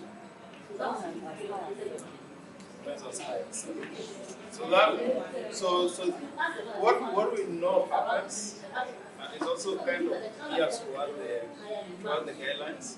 When you want to deliver a very high FiO2s, it doesn't tend to stop, it tends to pop up some tubing. But then the pressure buildup is very high at that particular point in the system. So that's what happens. If it is not bubbling and the pressures are low, because we don't talk about pressure drift when using this system. We're talking about flow. So when you don't have the bubbling, it means that the flow within the system is insufficient. So it might be that your flow meter is faulty, or at the source, whatever the flow meter is saying is indicating to the delivery is not valid. Yeah, so I think it might be a biomedical engineering thing. If it does happen again, please make a video and let us have the video so that we can help the agonist. Okay, so I think from experience, you realize that the lower the FiO2, yes, the greater the bubbling. Yes. And the higher the FiO2, the lower the bubbling. Yes, So I don't know if that's what she's talking about. Because as you're increasing the FiO2, the bubbling decreases. Not necessarily that. I don't know if you want to see it at that same bubbling, that low FiO2. It comes with that difference. I don't know if that's how the machine is designed. Yes, so the higher the FiO2, like if you're once 100, you need a lot of flow into the system. So you need a lot of flow because now what you are fully dependent on is the oxygen. There's no blood, there's no air coming into the system. So you tend to need a lot of flow. And then when you close the blender, now the system is completely closed because it's a closed system. So the moment you close the blender, now the pressure buildup is so high, so it needs more flow in the system to function. But we don't worry so much about it as us, because then when you are trying to deliver an FiO2 of 80%, for us that is not true, that's an issue. Because the guidelines say that you should be at 60%, the higher limits move to 70%. So anytime you're trying to get to 80, 90, 100, then there's a quality issue also that is happening. So for us, that kind of be a good thing for us, so that when you call us and tell us I was trying to deliver 80%, my first question would be why? Because from a quality perspective, that's an issue. Because when you're getting to 70, when you're getting to 80, 90, 100, CPAP might be failing. So you're trying to pump something into the baby, what is not going to happen. And if you get to 8, 9, and 10, CPAP might be failing as well as an information. Only one Yes. second source. You go as high as the public is.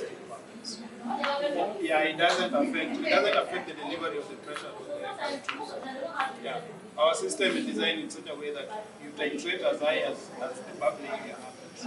And most of the times, because we need to be using flow meters that we call pressure compensated, which are rarely available. So that's why you find that in our system you can go very high with some of the settings, you can go very high in the flow, but it doesn't mean that you're coming. Maybe it's still okay because this controls how the system works.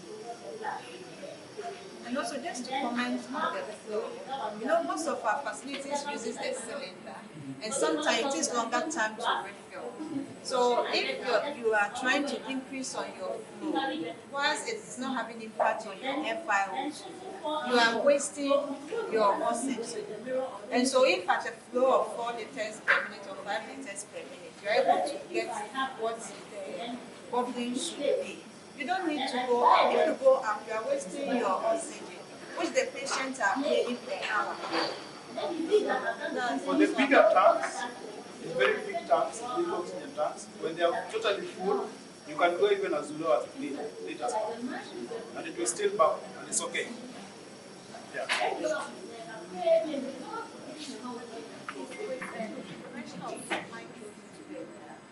Yeah.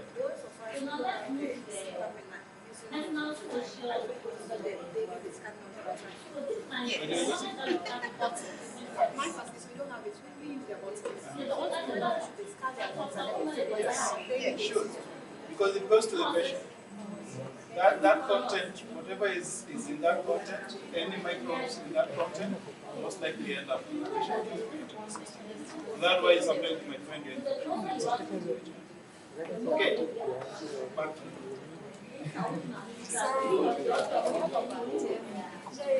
This is super quick. This is for oxygen therapy. And the way that it differentiates from CPAP is CPAP provides both pressure and oxygen, right? So for increasing saturation. This is only going to provide on helping increase the saturation of the baby. So the flow which you're also going to provide for the child is going to be from 0.5 liters to 1 liter. And that's going to be determined by which type of rotator you select and then what type of flow you set on your oxygen tank.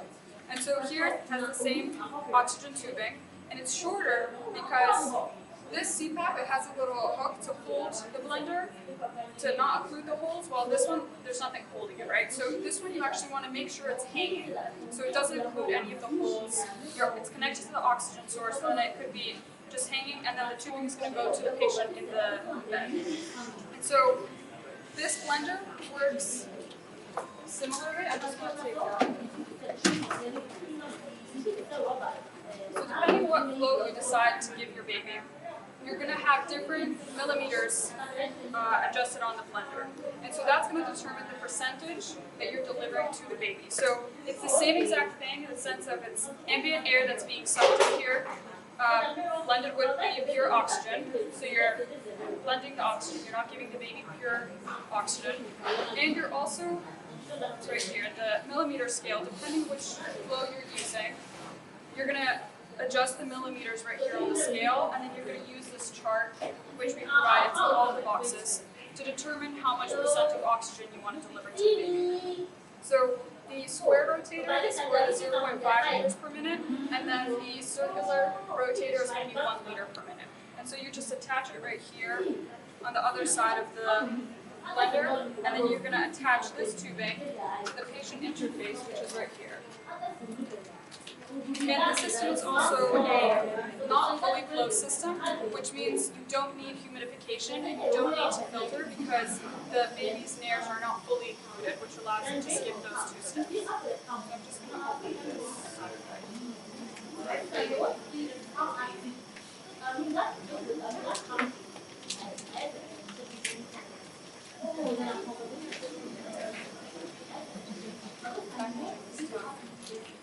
Okay, so you're going to attach it. You're going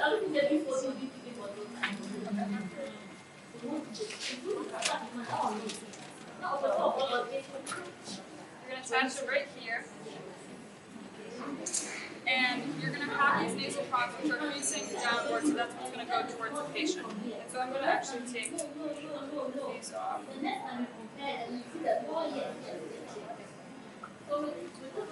And you're going to attach 2 pieces of tape onto each side of the baby's cheeks.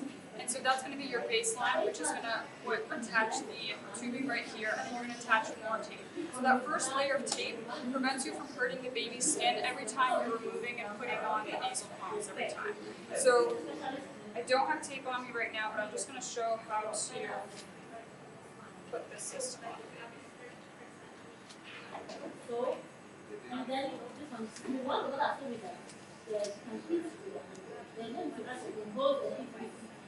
So I want to also make sure that the tubing is not going around the baby's ears because that's going to hurt them if they move around. And so that's why we tape it right here and it goes around their head right here. And then you can adjust it with the thread right over here. So it looks something like this. Right, so when they're laying on their head, they're not going to get hurt. It's going to be right here. And it's also taped to their cheeks, so it's not going to move around as much.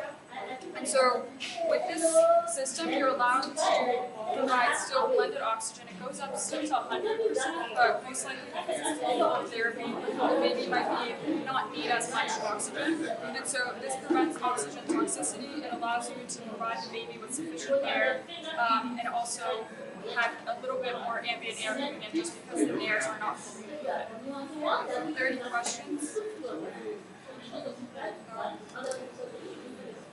Okay. You are more than welcome to take any of we have like a few sort of pamphlets right here that talk more about what volume is as our company. We have more details about all the devices as well. And then we also have this right here which talks about the holistic care of neonatal health. So all the different steps that you might want to consider when you're also providing the device as well. So thank you.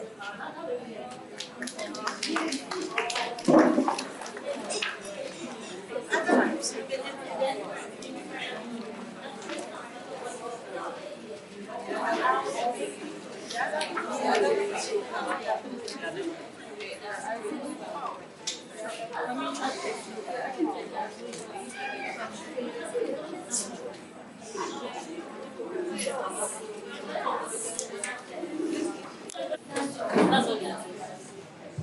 So the preterm bundle care, the first thing is about keeping the warm chain. So the warm chain starts from the delivery. It should be warm. Now, sometimes we as staffs, we are feeling hot, we decide to increase or decrease the air conditioning suitors. So you are saying that for our preterm, even attending, you don't do that. You also think about the baby first. So for a preterm, let's say an extreme preterm, you put the temperature at 28 degrees Celsius, so they won't be warm enough. So right after delivery, we do drying thoroughly, but for preterms like this, we may decide not to do the drying, but keep the amniotic fluid around the baby, but on condition that you have a plastic bag. So we let's have say exactly 30 minutes and your time starts now.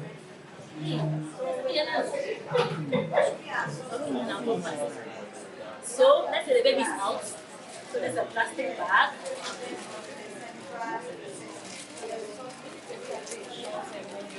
To the neck. Okay? Then the cup comes through.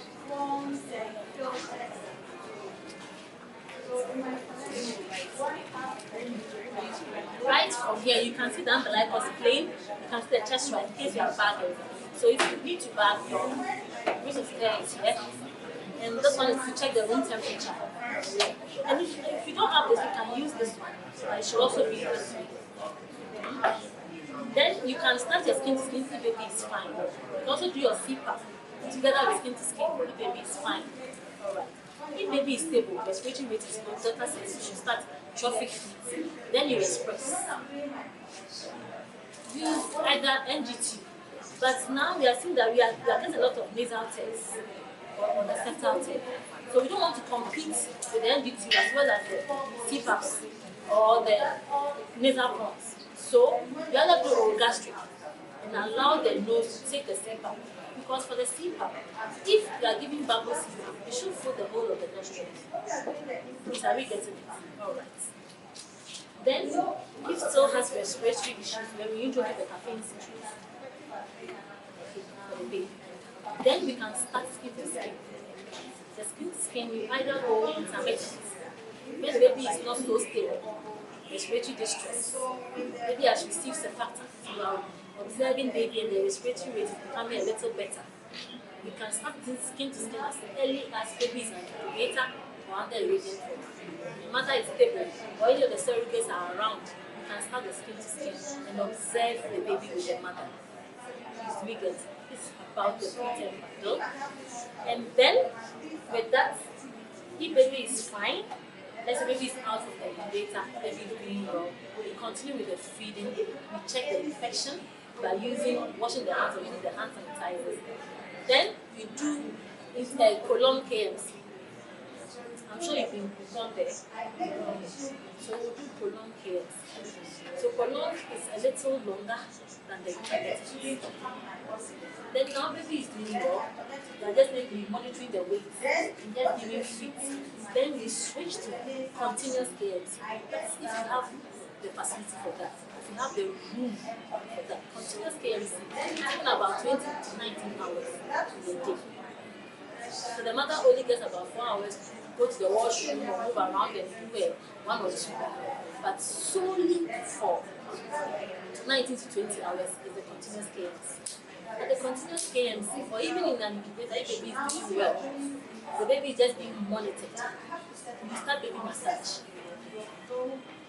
Are we okay? So I'll use this baby massage. This one looks more like a preterm. So now this plastic bag can be kept there for 24 hours. Now baby is doing fine, just remove it. All this is to prevent hypothermia, right?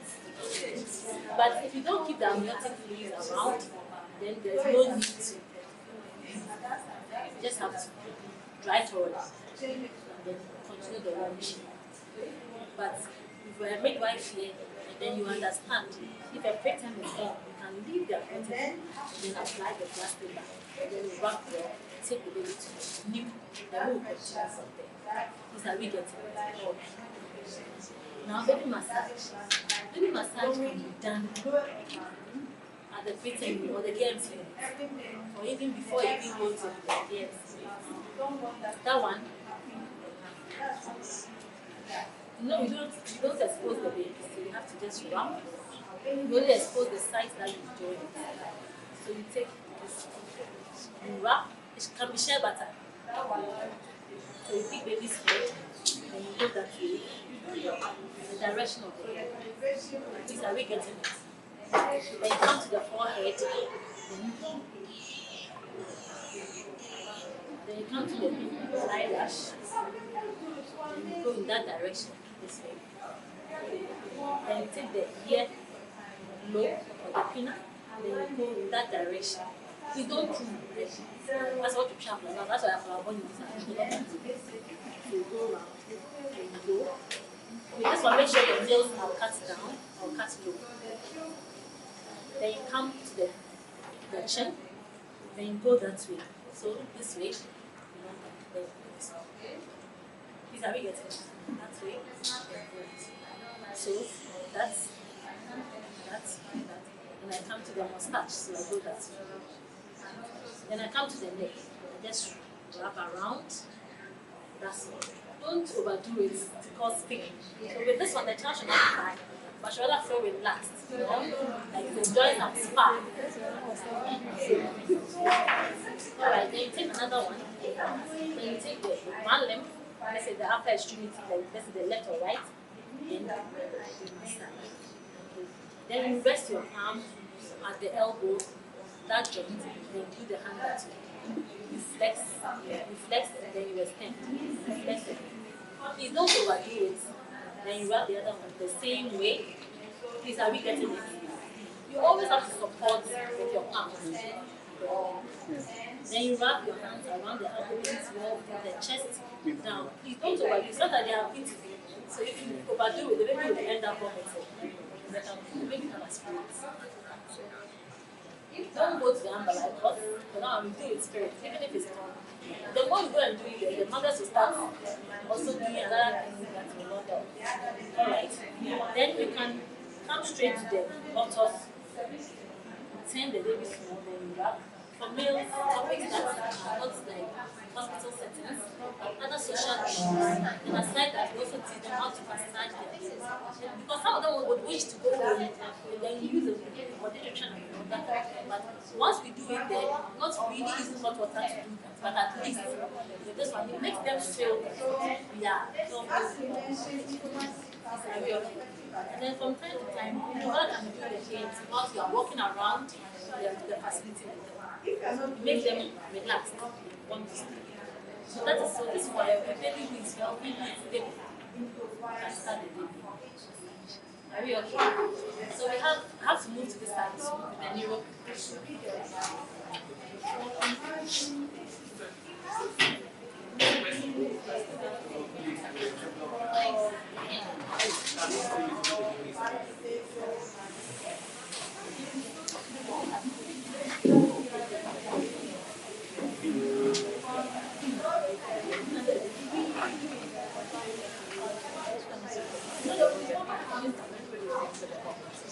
So with that time, you have to monitor. It's not that you use a probe.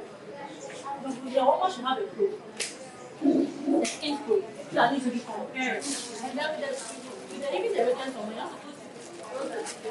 So let's say the baby's temperature is about 36. Then they want me to go to the normal one is 6.5. Don't do the 6.5.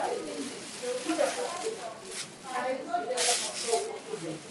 You won't warm them a lot. That's why you take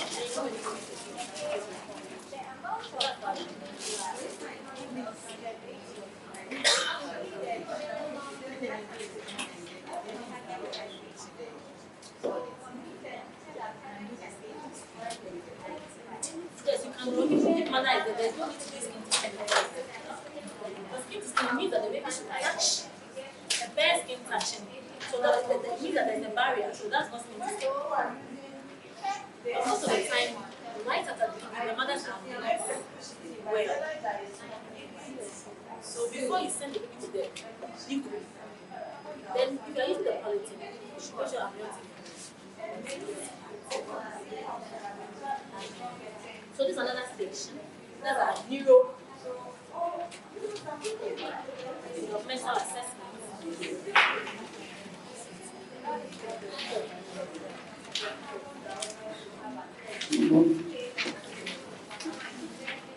So please share.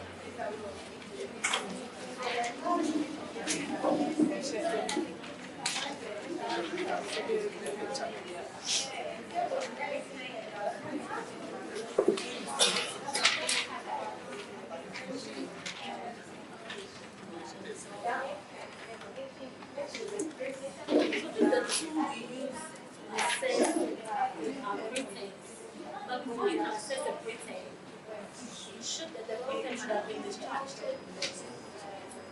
And then you should have given the preterm a corrected gestational age. The corrected gestational age should seem low.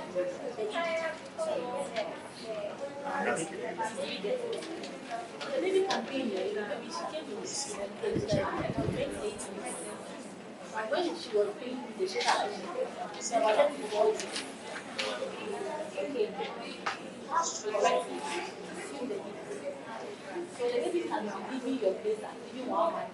So when you correct, the baby goes back. So the baby can be giving your unit at 2 months. But when you correct, the baby can be 1 month.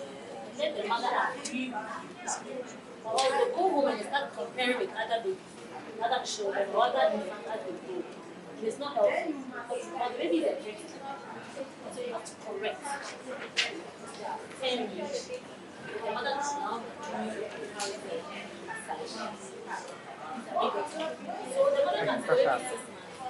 But when you correct, the mother will not look at other infants who are 6 months. Maybe they are sorry. So let them calm down.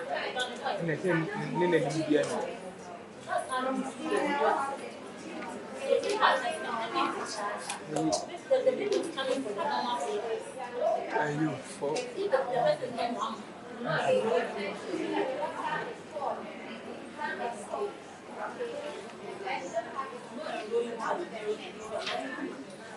that's why it's important to correct the gestational age.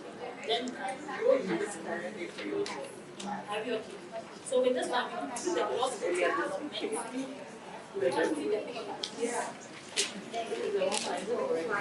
Most of the time, you don't even really need it because of all the solutions.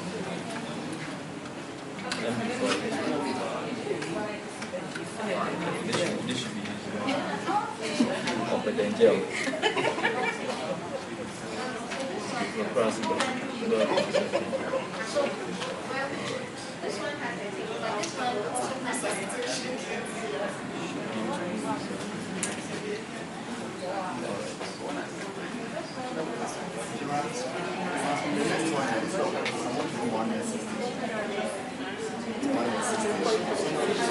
We can't do that. Which one do you want? So, we're going to do a lot of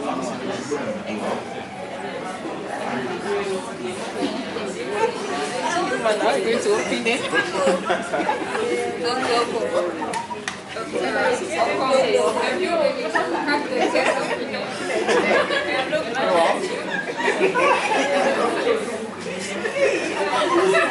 No, that's not. Okay. When you use this, wait, let me touch. Okay, yeah, that's connected.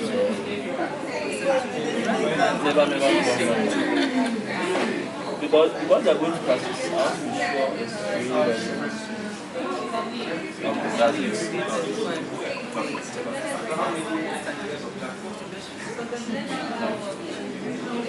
we need a lot of because it's gel, it sticks to it. As I was saying, for a typical baby, even have a gel, because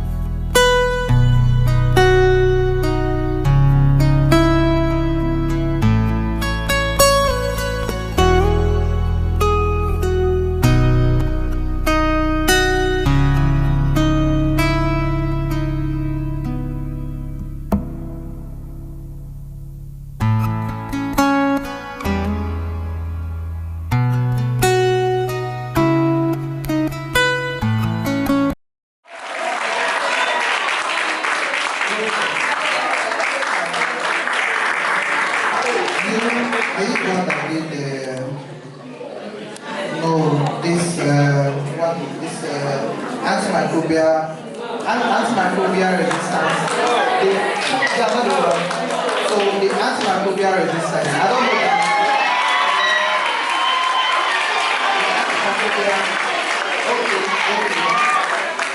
So the antimicrobial resistance had it was a very close one, so I'm making this very, very close.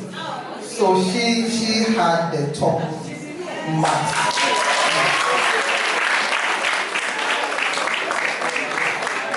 So, ladies and gentlemen, those are your winners.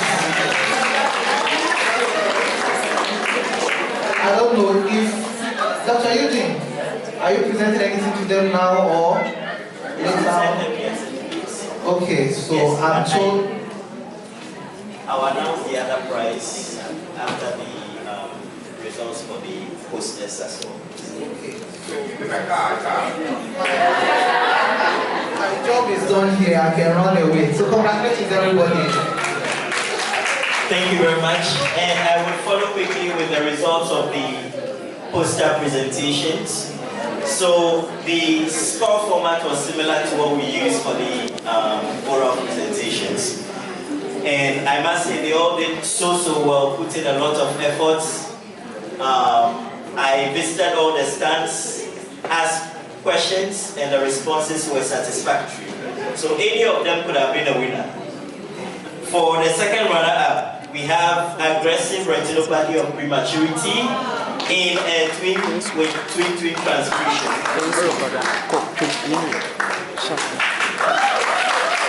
So that is KNUST Hospital. Let's give them a round of applause. First runner-up, private nickel strengthening, the investments, capacity and impact on preterm care.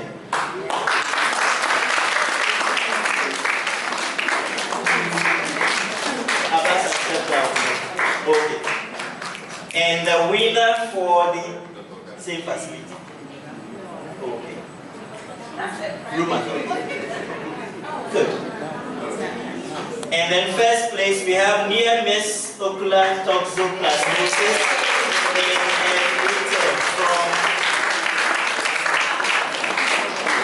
from FCHH. Congrats to our winners. So apart from they getting certificates, of course, any other person who presented is also going to get a certificate of presentation. All are winners, the 3 winners for the abstracts, oral abstracts, and the 3 winners for the posters. Your conference participation for next year is sorted. Let's give them a round of applause. Let's hope next year we'll get more fans and we can give you a car. Thank you very much. I'll hand over to Kesiwa now. Thank you very much, and a big congratulations to all the participants. Another round of applause for all of them. Well done.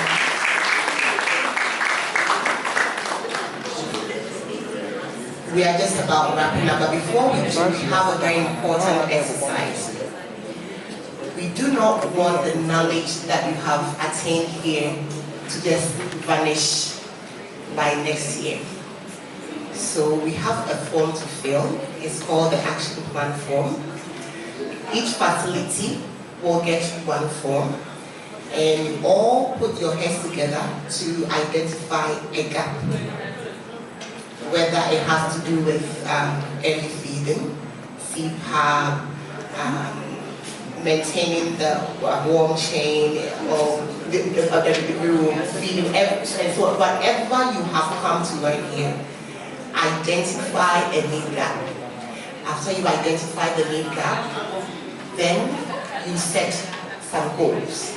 So we have the short-term goals, which is from now till 3 months away. The medium-term goals, you give yourself up to 6 months, and then the long-term goals up to 10 months. Is everybody with me? Yeah. Okay. You fill out 2 forms. You give one to us, and then you also keep one. When you go back to your facility, I don't want you guys to just keep it in your bag or anything. You are going to post it on your wall, accountability. It's not going to be like, oh, you like being on a diet. You start on Mondays, only you in your head will, nobody knows about it. And then before you know it, you've abandoned the diet. Accountability is very important. So that your facility will also know that the conference they sponsored you to come. You came to learn something, and you have come back with knowledge, not just knowledge in your head, but knowledge to impact on the lives of the preterm babies. Are you all with me? Does that sound like a good plan? Okay. So if we have facilities together, yes, I'm just going to get the sheet. Eugene is going to project it.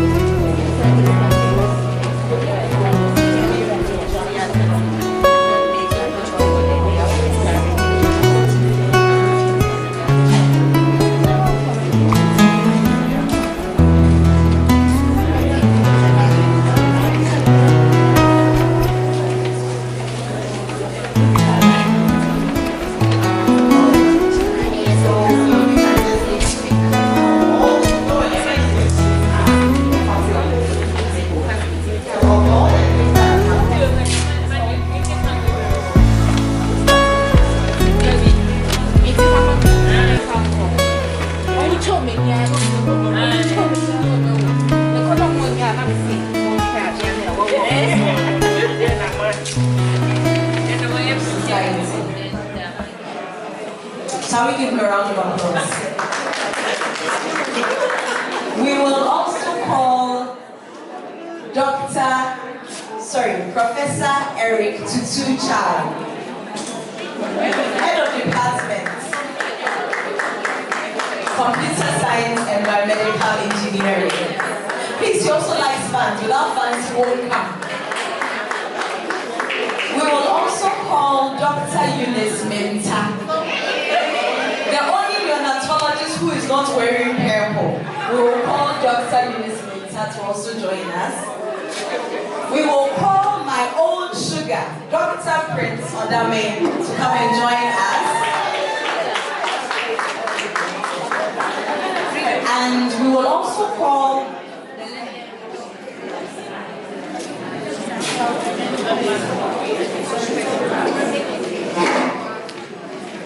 Eunice. No, they don't need you rolling. We want you here. We'll also call Dr. Emmanuel Opon to join us. Dr. Emmanuel Opon to join us. Paediatric Society Vice Chair, National Level, thank you. And also Pediatrician Asaman. And then we'll call Caroline, NICU Unit Nurse Papa, to also come and join us here. And then we'll also bring Christy to join us. So you realize that we have a mix. We have biomedical engineers, we have computer scientists, we have newborn unit nurses, we have pediatricians, neonatologists, and we have politicians. So, yeah. So what we'll do now is, if you have any question about all that has gone on, anything on your mind, any device that you think can be made locally to help us, any question at all whatsoever, the floor is yours. We're having an open forum now. So any questions? And if, all right, let me start with Richard.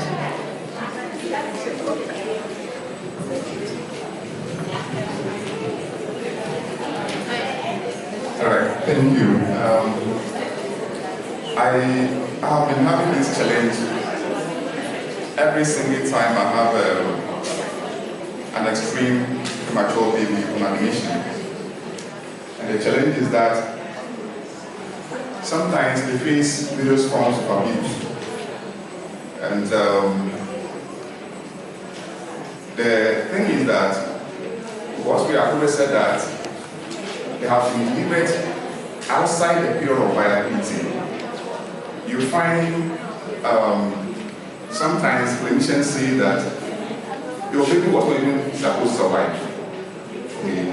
And so, if we have done our best and you still have these complaints, then I don't know what to do. Okay. And every single time I hear that coming from a colleague, I get down. Okay. But I feel that although they are extremely great terms, okay, they are human beings. And the fact that they are human beings, we ought to give them the best of care. Care for them like every other baby. And so, with policymakers and all the neonatologists around, I want to say that how long should we wait to have the gestational period for viability be reduced, probably from 28 to 26 weeks, so that we don't have to, get most of these mothers or families being told in the face that your baby was not even supposed to survive, and we are doing our best and talking about it. And I think that if these mothers have something to do, they will not like these things.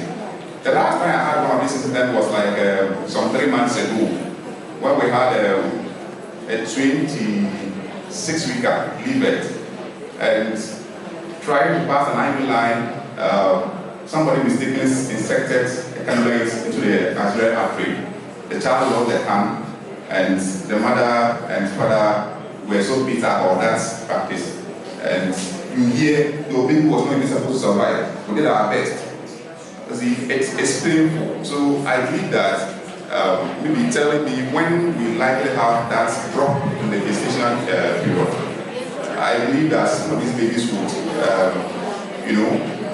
get a fair share of their treatment. But the thing is that if we continue to live in denial that they are not human beings, they were not supposed to survive, the amount of resources, or even thinking about their needs will never come. But when we get to a point where we include them as human beings and not treat them like human beings, I'm sure we will think about what we can do for them to survive. So I want to know what we can do in that regard. Thank you.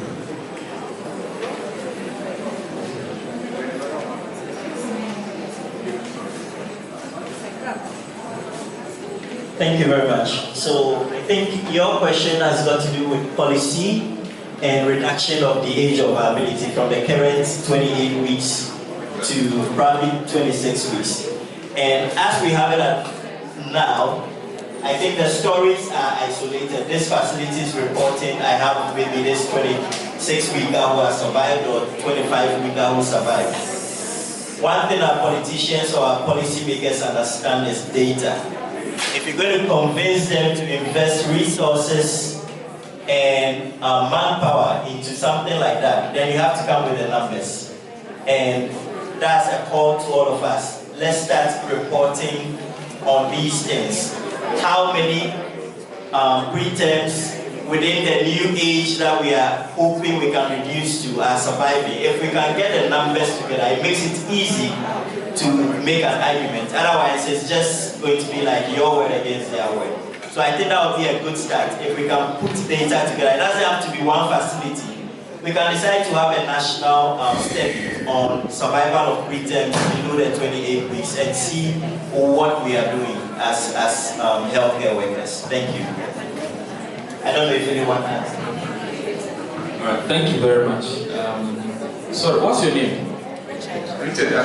Richard. So, if we could really follow the question, it's actually very packed, and I'm not sure we'll be able to unpack everything, but our attempt to touch very key aspects. Thank you very much, Dr. Martin.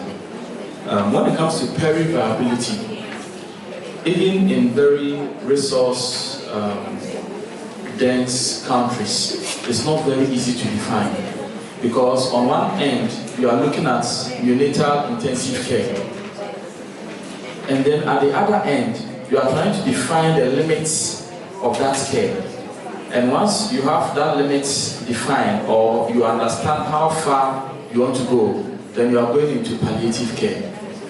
So that balance is always a difficult one, I must say. And no clinician should have to make that decision alone as to when you have put in all the resources that you have, no matter the level that you are at, whether you are at the district level, regional, tertiary, or quaternary. You shouldn't have to have one doctor or a nurse make that decision. It's a team decision. And the second thing is that it's a shared decision with the family. Based on evidence of how many 26-week gestation babies survive, how many, today someone was sharing the story of how they were nursing a 24-week-old baby. Now, it's good, put in your best, but you must be aware of the evidence and share the same with the family, and assure that based on the result that you have, this and this and this is what you're able to do. This is where you can't go beyond. But this is the chance of this baby surviving based on evidence that you have. And then you share that decision with the family. Sometimes it's just a call away to say teaching hospital or confirmed teaching hospital. You discuss with the neonatologist, present the information, and then they can advise. I found it that it's very soothing to the family knowing that you have engaged the teaching hospital, and even though they are not physically there, the care that their baby is receiving has the input of an expert, in quotes, referring for expert advice. They're able to make that decision and agree with you that, okay, then let's continue with this year, knowing the chances of survivability, and it helps. It's a shared decision. The last thing I would say has to do with research and policy, and that's what Dr. Martin was stressing on. One of the aims of this conference is to create a platform for us to pool our data together. In fact, we attempted it for this conference, where for every facility, you are going to share, say, the number of preterms you admit in the year, their gestational ages, males, females, their weights, how many of them survive, so that when we meet here, one facility is presenting their data, another is presenting, then we pool all of them together. Now that's the future for this conference, where we are not just here to share with you what we think you should go and do, but you also bring in the evidence of what you have done and the results that you have yielded, so that we leave here with a clear action plan. The action plan that you are drawing is supposed to help you know what to do. You know best what is lacking in your facility, the gaps. That's why we are doing it this way. But at some point, we will all be doing the same thing. We will have standardized the care, and then we can now pull all our data together and then use that to inform a national policy. So 28 weeks is not arbitrary. It's based on the results that we had more than 20 years ago. And I agree with you, a lot has changed. We are talking about surfactant, we are talking about CPAP. So that means that we need to have another conversation, but that will be data driven, and we are all supposed to be involved. Thank you. Maybe I make one. So, one aspect of his submission that caught my attention is the development of the platform. I think this is where, as a research and the development lab, we come in. We can help to develop this platform and make it publicly available to you, or maybe cross-platform. So we are, as a lab, we are available to collaborate to bring this to life. So I think that would be very important.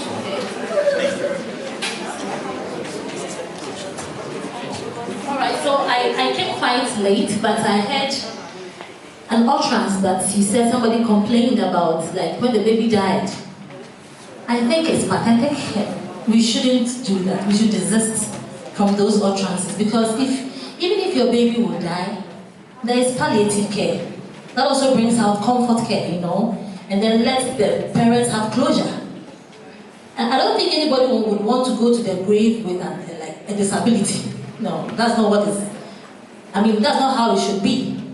So even if, I think we should mind our utterances as healthcare givers, because we are not God, and we can't be God, and we can't play God. We just have learned, and we are giving our best to our patients. So whenever something happens, don't say that, oh, after all what? Like you will die, so you should lose a limb. No. So please, I think from what he said, we should all learn what to say, because it breaks a parent's heart, it breaks a mother's heart to say that your child will die. So after all, there's necrosis of the limb, after all what?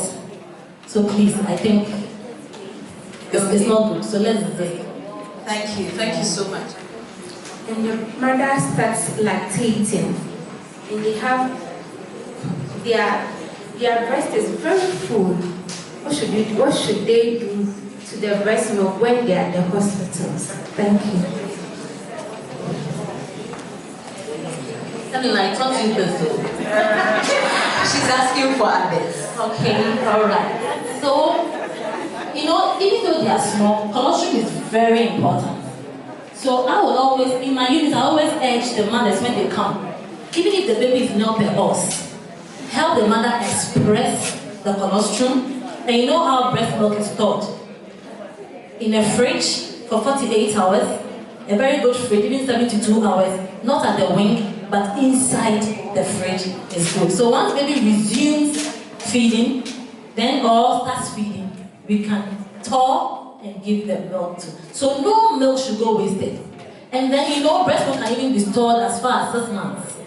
So just educate the mother, help the mother release the milk, because engorged breast is also another thing of its own. It makes women feel feverish and very uncomfortable. And you always see some leaks around, and it's not the best. So always allow mothers and help them to express. They can even take it home and put it in their deep freezers. Right? So once the baby starts feeding, the mother can go back and bring it and we'll thaw and be pouring it gradually. Please. Thank you. Okay, so there was also a question. Somebody said, how can they start their newborn unit when they go back? You want to address it? Yes, I want to add on to what she said. So I agree with Auntie Christy. We need to take advantage of the storage mechanisms that are there. But I've noticed the pattern with mothers who have preterms. There's this sudden rush of breast milk, and after a few weeks, it dries up. It's so devastating. I remember there was this mother whose child was recovering from neck, had dried out on her breast milk, constantly crying, and I didn't have the courage to start formula. Okay, so I had to have another parent who delivered around the same time donate breast milk voluntarily to her. Okay, and that was what sort of wedded her a bit. But her breast milk never returned, and it's a pattern of meetings. So when they have that initial rush, they are very happy, but the child is feeding small volumes. Take advantage and store it, because very soon she's going to run out and we'll have to fall on those stores. Thank you. Thank you. Can you touch on the issue about how to start a newborn unit in a district hospital?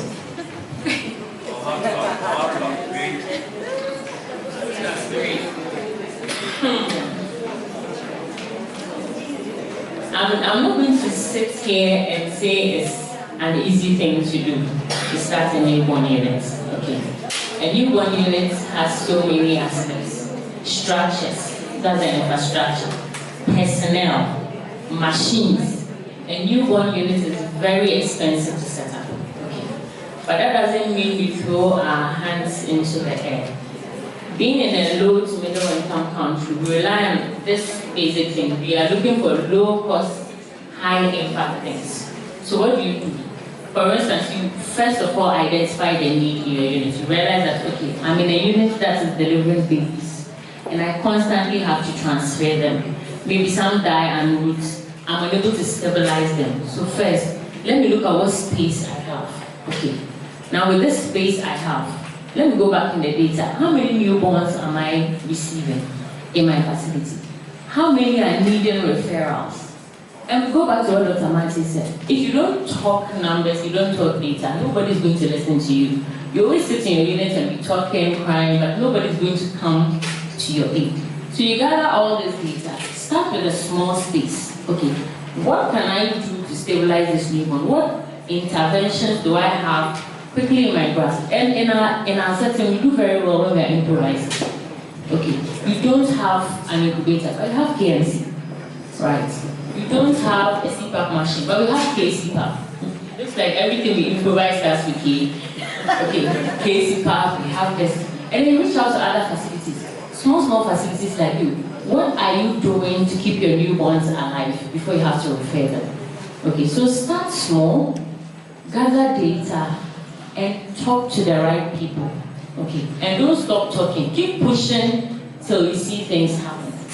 I'm going to use my personal experience in a private newborn setting. So I went to a setting where the practice was, even though we are a private setting, we are well resourced, when the baby comes and the baby is struggling, refer. Okay.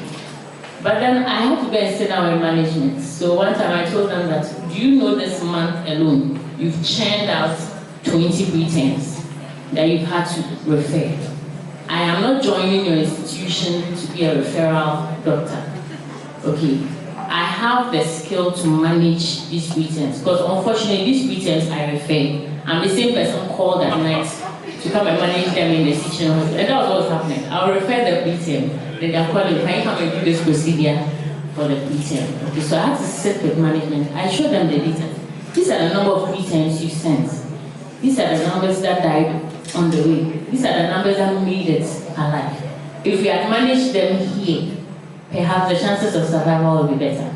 So I listed my equipment, and then in the year, I showed them what kind of trainings I wanted their staff to have. Because I'm not coming to your unit to be called every 5 minutes to come and do minor procedures. I want to equip the staff to be able to do things, troubleshoot, take care of everything, so that they call me when they are really struggling. Okay, so this plan was a year-long, 2-year-long plan that had to be drawn.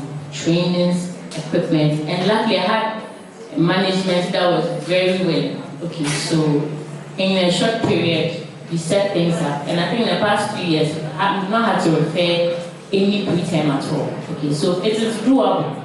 But I'm giving you 2 settings where you don't really have much control over things that can be bought for you, but you can start little, gather data, and then be compelling.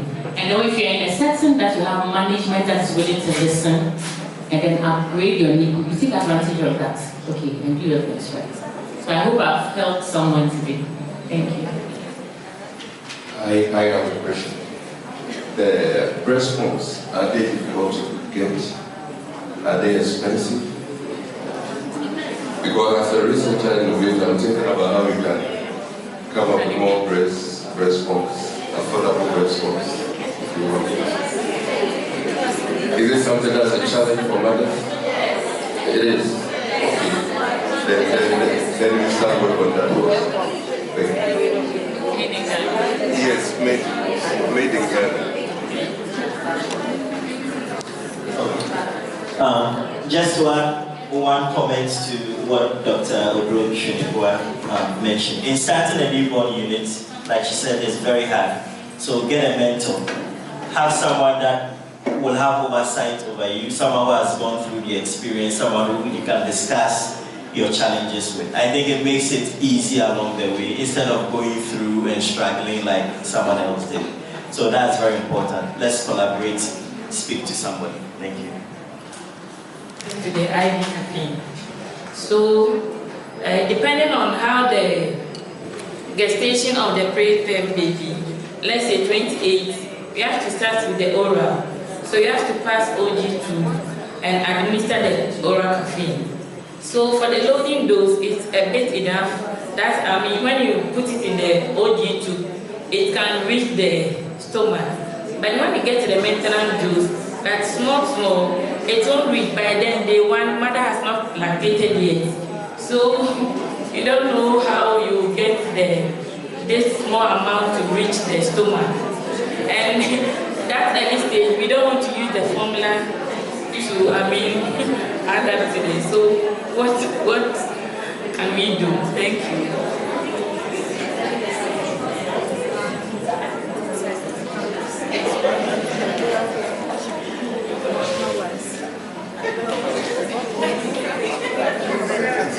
To the stomach.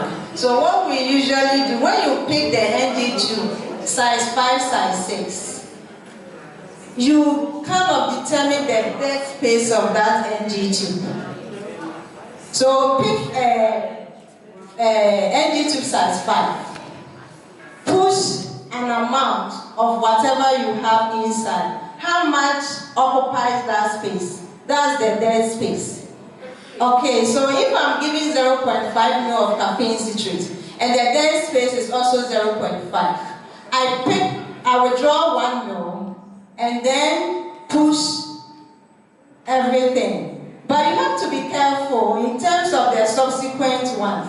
So in NG tube testing, if you are not calculating the dead space to do, you can give the 0.5 ml of your caffeine citrate, and you should know the dead space of the NG tube. You can allow air or push in that specific air that is allowed in terms of evidence base to allow that small amount of air, pushing it through the NG tube to flush that one out.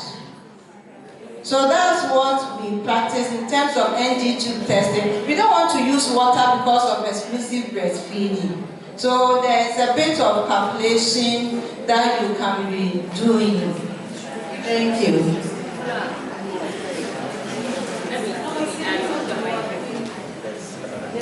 So there are times that I've just put it straight into the mouth.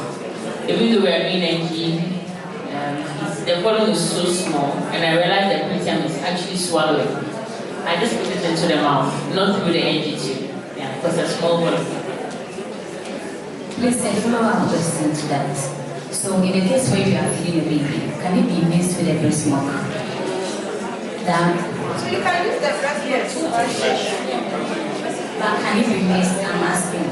Not using the breast milk to push, but can you mix with the breast milk? I don't know why you want to mix it with the breast milk, but you can. And at the time of feeding and the time of serving of your caffeine citrate might not be the same time. So you give, then you can use the breast milk to also. Okay, thank you all. So last year, there was a guideline put together on apnea of prematurity. Interestingly, this was one of the discussions that the technical working group of experts, including my boss, Dr. Nana, we went through this for about 45 minutes. Like the best way So you have an 800 gram or a 1 kg baby. So if you are doing 5, the maintenance dose 5 mg per kg, that comes to about 0.5, like very, very small, right? So this was a contention. Now, after about 45 minutes, this is what we concluded, and that's what we put in the guideline. So we looked at literature, looking at when you mix caffeine with breast milk, does it affect the efficacy? Then we looked at literature, looking at if you mix it with 10% dextrose, does it affect the efficacy? And then water. Water is a no-go. So water, even the literature is very scanty on it because it's not encouraged. Then we looked at normal saline, not encouraged. So now we were left, and then we looked at air using just obesity 0.5 of air. Now we also put that out because we don't want you to fill the stomach with air. Okay, so now I was between plain dextrose and express breast milk. Now, we put it in the guideline, and I think it's part of the resource material, the package. Ilona is part of the package, okay, that you receive. There is a national guideline on apnea of prematurity. All the questions you have almost been answered, except a few that you may still have for some reason. So I'll refer you to that document. So we put it there that after a loading dose, preferably, okay, for the maintenance, preferably with expressed breast milk, preferably. And that's where the question comes from. What if there is no expressed breast milk? So the guidance was then you can use your plain dextrose. Please, did you get that? You can use your plain dextrose. There was what Caroline was describing, which is usually you should have an idea how much mils the tube can contain. But the problem with that is you've not accounted for the next feed. The next thing you are going to push through, whether medication, whatever, that means that you are giving more than you flash whatever was in there. You appreciate that? Okay. But there's a safety.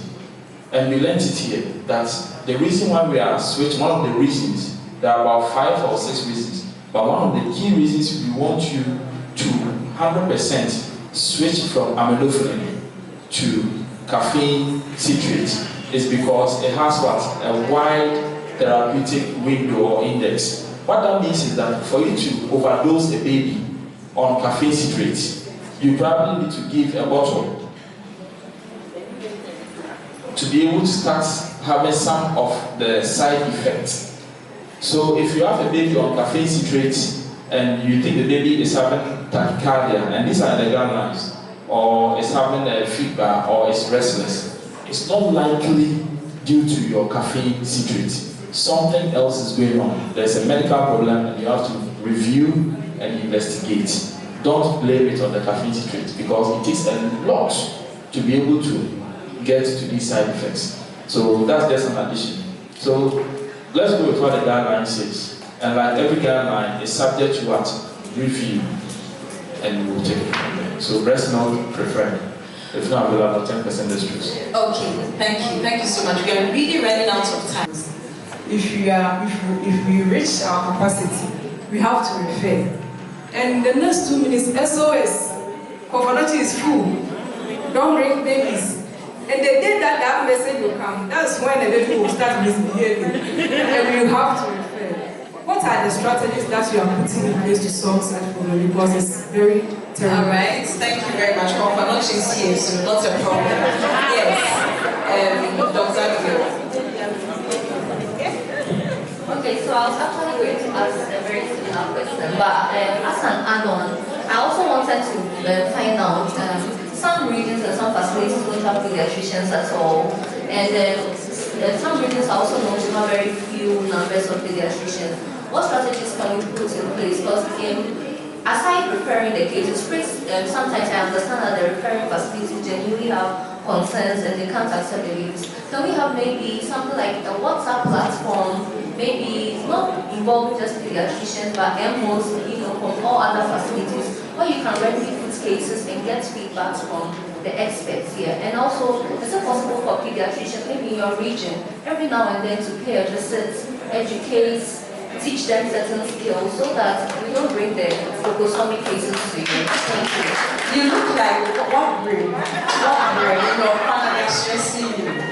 Sorry, okay, that's why you won an award today anyway. Yes, the last one. So please, mine too is with the artificial feed that we probably give to our preterm. So you see, with our CS mothers, right after CS, it's quite difficult for them to start lactating. So would it be ideal if maybe we prime the cats of the preterm with just a little of bit of formula?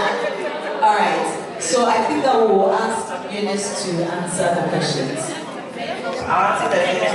We all know in the tertiary hospital, we are the ones that see the majority of the referrals. But there are other facilities. So Hope Exchange, Dr. Adwa is there, Kumasi South, and then South Central. So there are other facilities that are also equipped to take some of these referrals. The caveat is that if you have a surgical emergency or a preterm needing surgical intervention, virtually or eventually the patients will have to end up at Confanochi. But there are other facilities that are capable of taking care of some of these referrals, so it's not only Confanochi. And then there's a WhatsApp group for referrals. We call it the Unita Referral Platform. Maybe for Ashanti region there is one. I'm not very sure about the other regions, but Ashanti region has one. So if you are within the region, we will add you to the platform. And then the thing about pediatricians not being in the districts, well, I really don't know what to say about that. It's about the willingness of some of us to go out, and then the willingness of the ministry to send some of us out to those. But we are training a lot of pediatricians now. What we don't want is to keep everybody within the regional or the tertiary hospital. Some of us eventually will have to go out into the districts. And then there's this mentorship program. So if you are in a regional hospital, your facility is within a district where there is a district hospital, which has a pediatrician. So the satellite facilities in that region will be catered for by the pediatrician in the district hospital. You are supposed to liaise with them, visit them, train them, and do all that. As for the artificial. All right, so let's Jyoti answer the question on artificial. But maybe biomedical engineers and computer scientists should develop a tool for us, an app, pediatrician or call or something, so that regardless of where you are in the country, you can just go on that app, see which pediatrician is available for you to discuss the case with, see which hospital has beds and can receive. Maybe our engineers should do that for us. Okay, so Jyoti, please, a question on breastfeeding, or you wanted to come?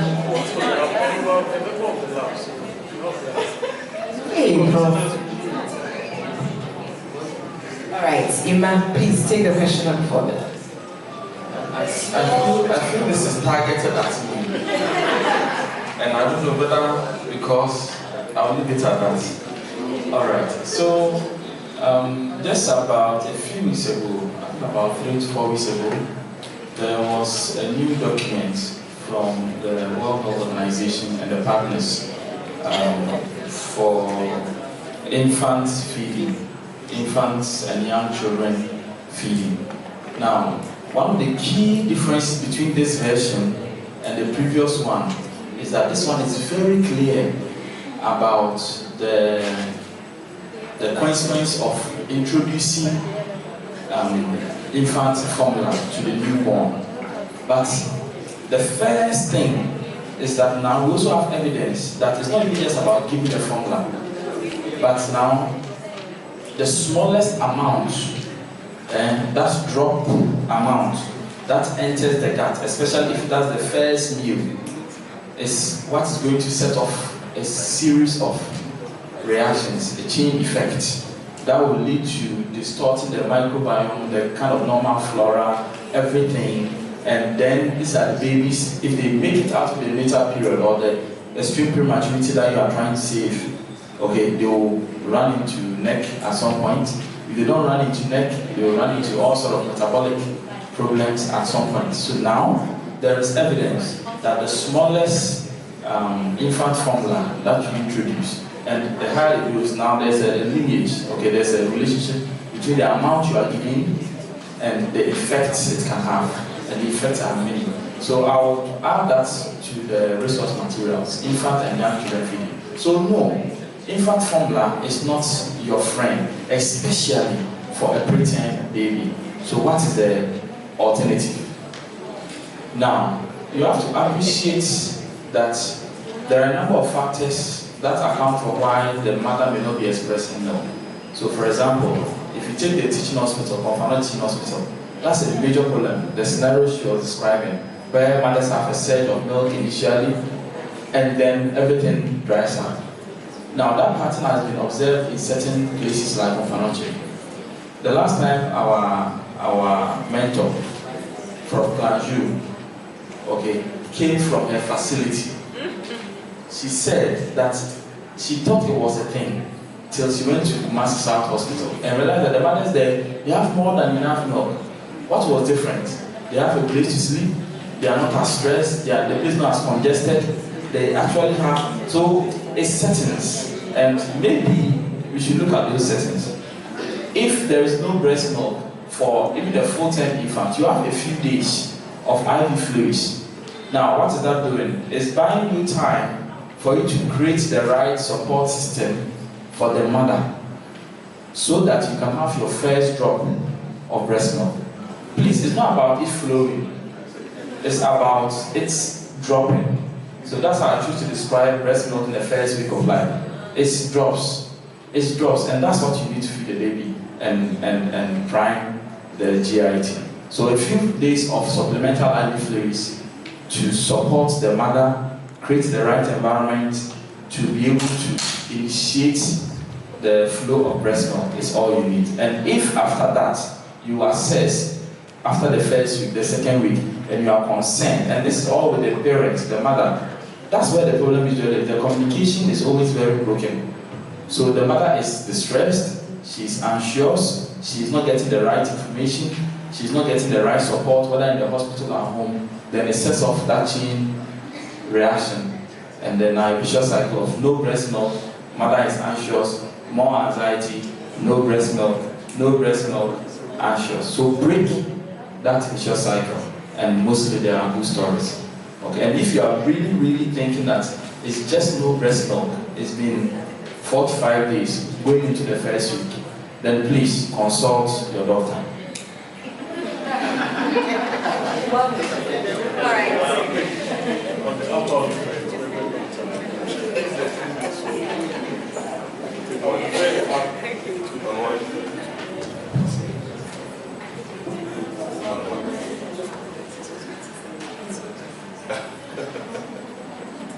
But I have a quick question.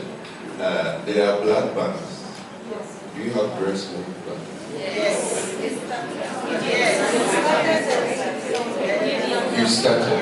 Because I heard somebody say you can be careful this month.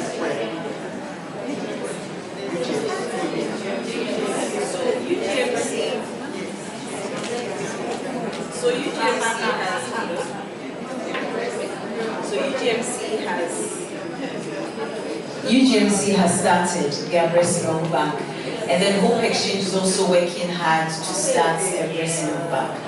But in the meanwhile, people are also able to express their own milk, and then, like Christy said, store. So during the time that you're having a lot of flow, you express, you store. So hopefully it can tide you over during the lean times as well. But we're also working to start our breast milk bank. So we will end it here. I know you have. It's past 6. Dr. Abigail, I know you are Dr. Eugene's pet, but it's past 6. I just wanted to ask you said the mother donated for one mother. In that, when that happens, what kind of screening do you do for breast? The other mother, what screening did you do before giving the breast milk to the baby? So we couldn't do the standard things you do, pasteurization and all of that. But what we did was serological screening, and then Yeah, I think basically that was it. So this serological screening, and then she did the cremation. But what we ensured was that she came to the facility. It's not something she expressed at home and brought to us. She came to the facility, did all the hand hygiene and all that, and then in the presence of the nurses, she expressed. So we inspected, made sure she didn't have any nipple packs, etc., and then she did express. So we didn't do, that's why I call it breast inflammation. It wasn't banking or anything that we did. Yeah, so it was straight. So we had 3 like that. The mothers died. So it was the postmenopausal grandmothers who we let now start producing breast milk and then breastfeed their grandchildren. And so like she did, it was HIV, hepatitis. Those were the only 2 that we were able to. All right, so please, that's last for the last. Please, thank you. Thank you for your time. Please, I read that breastfeeding is mainly with fluid, not more on food. The food that the woman will take in, that will help the person to lactate. The person needs to take in enough water. But after the cesarean section, sometimes some of the fluid are left for the staff to return to the facility. I wish they hydrate the women the more for them to lactate. I don't know if you understand. Sometimes after So, madam, if we are getting you right, what you're saying is that breast milk is supposed to be more of the fluids. Yes. So after CS, enough IV fluid should be given to the mother, yes, rather than us just giving some small 1 liter and sending the rest back to the mother will wait for 3 days before starting to eat. And I say no, this. All right, the mother will wait for maybe 3 days to 4 days before lactating. Because that's what I said. The operation we are Iris Emmanuel said the everyone with me are lactating and in my year we put it down there, I didn't want to send it back to the hospital. Because the more the mother is hydrated, they will be able to lactate earlier than being dehydrated.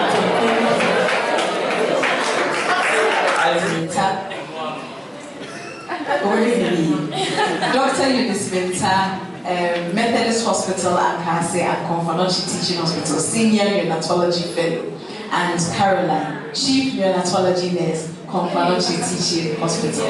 So thank you all so much to our panelists. God richly bless you. And we are just rounding up. And the way things are going, I think that next year it has to be 3 days or 1 week. So don't complain when we bring the prize. Thank you all so much.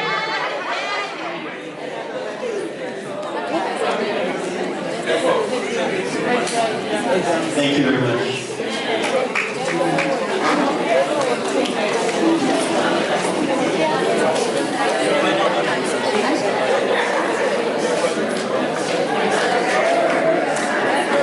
And we hope to see you, God willing, next year. All who will be here, God willing, next year, say aye. Aye.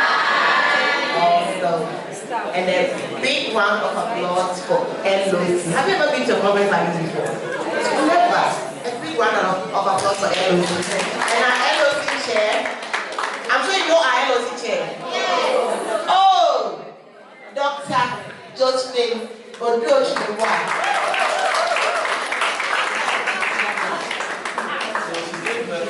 She just delivered. She gave birth to this conference. Yes. And an actual baby. And an actual baby not too long ago. Less than a month there. And she's 10 years old. They come up with a short prayer and then we'll part ways. Let's go to the next forward of prayer. Lord and Master Jesus, we thank you for the opportunity of this conference, an opportunity to be endowed with knowledge and skill. We pray that going back to our various districts, our various centers of operation, you grant us all grace to be able to do and maximize all that we learn here. We pray that we continue in this same spirit. every year, every now and then, to grow in knowledge and wisdom. Our facilitators, we lift them before you. Bless them abundantly for sharing so much with us. And everyone else that have been a partaker and a stakeholder in this too. Let your blessing never pass them by. In Jesus' name I will pray. Going back to our places to safe travels. In Jesus' name, amen. Amen. Amen. My friend that I spoke to earlier, who refers to St. Patrick's. Yes. This is your pediatrician. So to the number why? I hope you guys have also networked though, right?